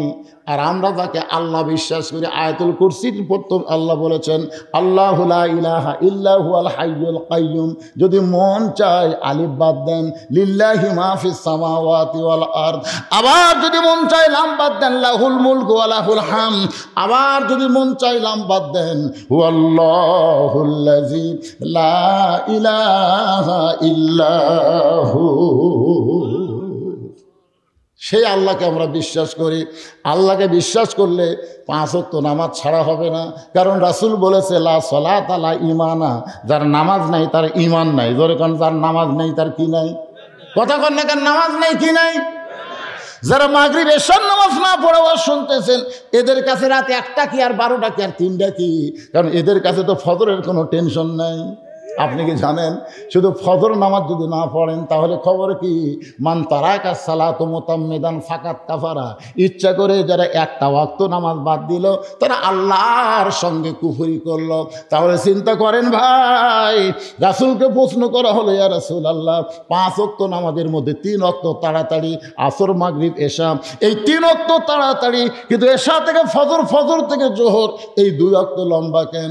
আল্লাহ রাসূল বলেন, সাহাবীরা রে, ফজর থেকে জোহর আল্লাহ লম্বা সময় দিছে, এই কারণেই দিল, এই সময়ের মধ্যে চাকরি বাকরি করবা, ব্যবসা বাণিজ্য করবা, খেতে খামারে কাজকাম করবা, এইগুলো কাজকাম করতে গিয়ে তোমার শরীরের যে ক্ষয় হয়, শরীরের যে ক্ষয় হয়, এশা থেকে ফজর আল্লাহ লম্বা সময় দিছে, এই লম্বা সময়ের মধ্যে তুমি যদি ঘুম পাড়ো, ওই যে ক্ষয় তোমার দিনের কাজে হয়েছে, এই ঘুমের মাধ্যমে আল্লাহ তাআলা সেই ক্ষয় পুরা করে দিবে। এই জন্য রাসূল বলেছেন, এশার নামাজের পরে তোমরা গাল গল্প করবা না, বরং তোমরা ঘুমিয়ে যাবা। তাহাজ্জুদের মহব্বত, তাহাজ্জুদের মহব্বত আর ফজরের জামাত যেন তোমাদের আদায় হয়। এরপরেও যদি কেউ কথা কয়, আস্তাগফিরুল্লাহ পড়েন, আস্তাগফিরুল্লাহ রাব্বি মিন কুল্লি জামবি ওয়া আতুবু ইলাইহি লা হাওলা ওয়ালা কুওয়াতা ইল্লা বিল্লাহিল আলিয়্যিল আযীম। সকলে হাত তুলে আল্লাহুম্মা আমিন। আল্লাহুম্মা আনতাস সালাম ওয়া মিনকাস সালাম তাবারাকতা ইয়া যাল জালালি ওয়াল ইকরাম। আয় আল্লাহ তাআলা, সেই মাগরিবের পর থেকে কি বাতাস বইতেছে, এই শীতের দিনে এই বাতাসের ভিতরে, এই ঠান্ডার ভিতরে ল্যাপতোষকের মহব্বত কলিজা থেকে বের করে এই জান্নাতের বাগানে বসে বসে কোরআন হাদিসের আলোচনা শোনার শেষে আমি গুনাহগারের সঙ্গে রহমতের দরজায় ফকির হয়ে দোকানা হাত তুলেছে। আল্লাহ মেহেরবানি করে আজকের মাহফিল আমাদের সকলের হেদায়েতের জন্যে, নাজাতের জন্যে, জান্নাতের জন্যে কবুল করো। এই মাহফিলের শুরু থেকে শেষ পর্যন্ত যত আলোচনা হয়েছে আল্লাহ, এর মধ্যে যদি ত্রুটি হয়, ভুল হয়, মাফ করে দিও। এর যা হাদিয়া মঞ্জুর করো, সোনার মদিনায় নবী পাকের রওজা মুবারকে আল্লাহ তুমি কবুল করে নাও। तमाम अम्बिया केराम, असहाब केराम, ताबिनी केराम, तवा ताबिनी केराम, तमाम पृथिवीर माटिर निचे যত মুমিন মুমিনা শুয়ে আছে আল্লাহ সকলের আরওয়াফের হাদিয়া কবুল করো। আল্লাহ আমরা যারা হাত তুলেছি আমাদের মধ্যে জনম দুঃখনী মা যাদের কবরে চলে গেছে, ছোট্ট একটা শব্দ হলো মা, এই নামের মধ্যে কি বধূ, যাদের মা নাই তারাই বুঝতেছে। এই দরদের মা যাদের কবরে গেছে আল্লাহ মেহেরবানি করে মায়ের কবরকে জান্নাতের টুকরা বানায়া দাও। আল্লাহ আমরা যারা হাত তুলেছি আমাদের মধ্যে যাদের দরদের বাবা আজকে দুনিয়া ছেড়ে কবরে চলে গেছে, আমি সহ আমরা যারা বাবা হারা ইতিম হয়ে গেছি, আল্লাহ মেহেরবানি করে বাবার কবরকে জান্নাতের টুকরা বানিয়ে দাও। আমাদের দাদা দাদি নানা নানি আত্মীয় স্বজন শ্বশুর শাশুড়ি যাদের কবরে গেছে আল্লাহ কবরবাসীদের মাফ করে দাও। আয় আল্লাহ তাআলা এই বিকুঞ্চি গ্রামে কোনোদিন আসি নাই, আজকে জীবনের প্রথম চলে আসলাম। আল্লাহ আল্লাহ আসার পর দেখলাম মাহফিলে তেমন লোকজন নাই, কিন্তু ওয়াজের ভিতরে গোটা মাহফিল পরিপূর্ণ হয়ে গেল।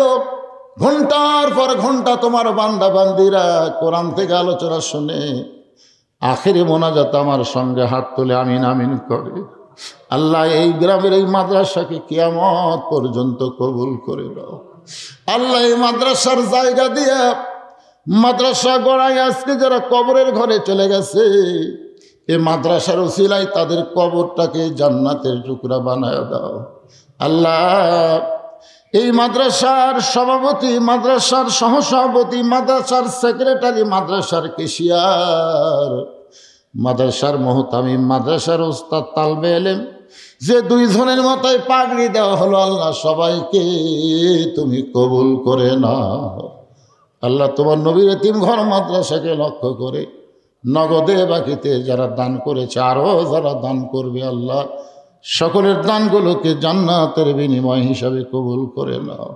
আল্লাহ, আমার মা বোনেরা পর্দার অন্তরালে বসে বসে শুনতেছে, আবিদা সালিহা পদ্মানিসি কবুল করে মা ফাতেমার চরিত্র দান করে দাও। আল্লাহ, আমি বড় অসুস্থ, আল্লাহ ওয়াজ করতে করতে মুখটা শুকে যায়, কথার কষ্ট বের হতে চায় না। আল্লাহ, আমার মতো যারা অসুস্থ হাত তুলেছে মাবুদ, সবাইকে সুস্থতার নিয়ামত দান করে দাও। আয় আল্লাহ তাআলা, গোটা বিশ্বের মুসলমানকে হেফাজত করো। আয় আল্লাহ, আমার বাংলাদেশের প্রতি খাস রহমত নাজিল করো। ভারতের যাবতীয় চক্রান্ত থেকে আমাদের দেশকে আল্লাহ তুমি হেফাজত করো। আল্লাহ, সিরিয়ার মুসলমানকে আল্লাহ তুমি ফ্যাসিস মুক্ত করেছ, মিশরের মুসলমানকেও তুমি ফ্যাসিস মুক্ত করো। আল্লাহ, স্বৈরাচার মুক্ত মিশর তুমি ফিরাই দাও। আল্লাহ গো, পৃথিবীর মধ্যে সবচাইতে কষ্টে আছে ফিলিস্তিনের মুসলমানেরা। আল্লাহ, কত হাজার হাজার শিশুকে তারা হত্যা করেছে। আল্লাহ গো, তোমার বাইতুল মুকাদ্দাস মুসলমানকে দাও। পৃথিবীর মানচিত্র থেকে ইসরায়েল ইহুদিকে আল্লাহ তুমি ধ্বংস করে দাও। আল্লাহ, তুমি সবই পারো, তোমার হাতে। আল্লাহ, আর কত শিশু বাচ্চা জীবন দিবে, আর কত রক্ত দিবা। আল্লাহ, তোমার বাইতুল মুকাদ্দাস তুমি মুসলমানদের ফিরিয়ে দাও। তুমি কোরআনে বলেছো মসজিদ হলো মুসলমানের। সুবহানাল্লাযী আসরা বিআবদিহি লাইলাম মিনাল মাসজিদিল হারাম ইলাল মাসজিদিল আকসা। আয় আল্লাহ তাআলা, আমার বাংলাদেশের প্রতি রহম করো। 2000-এর বেশি ছাত্র জনতা জীবন দিয়েছে, আল্লাহ তাদেরকে শহীদ হিসাবে আল্লাহ তুমি কবুল করো। পঙ্গু অবস্থায় হাসপাতালে যারা আছে, আল্লাহ তাদের প্রতি তুমি খাস রহমত নাজিল করো। একটা মিনিট খালি চোখ বন্ধ করে নিজের দিকে একটু খেয়াল করে দেখেন, কত মানুষের জানাজার নামাজ আমরা পড়েছি। এই 2 হাত দিয়ে কত কবরে আমরা মাটি দিয়েছি। একদিন আমরা সবাই মরে যাব। যেদিন আমাদের মৃত্যু হবে, দিনটা যেন জুমার দিন হয়, মাসটা যেন রমজান মাস হয়। ইমানের সাথে ইজ্জতের সাথে মুসলমান হইয়া এই দুনিয়া থেকে বিদায় নেওয়ার কালে আমাদের জবানে জারি করে দিয়েন লা ইলাহা ইল্লাল্লাহু মুহাম্মাদুর রাসূলুল্লাহ সাল্লাল্লাহু আলাইহি ওয়াসাল্লাম। আসসালামু আলাইকুম ওয়া রাহমাতুল্লাহি ওয়া বারাকাতুহু।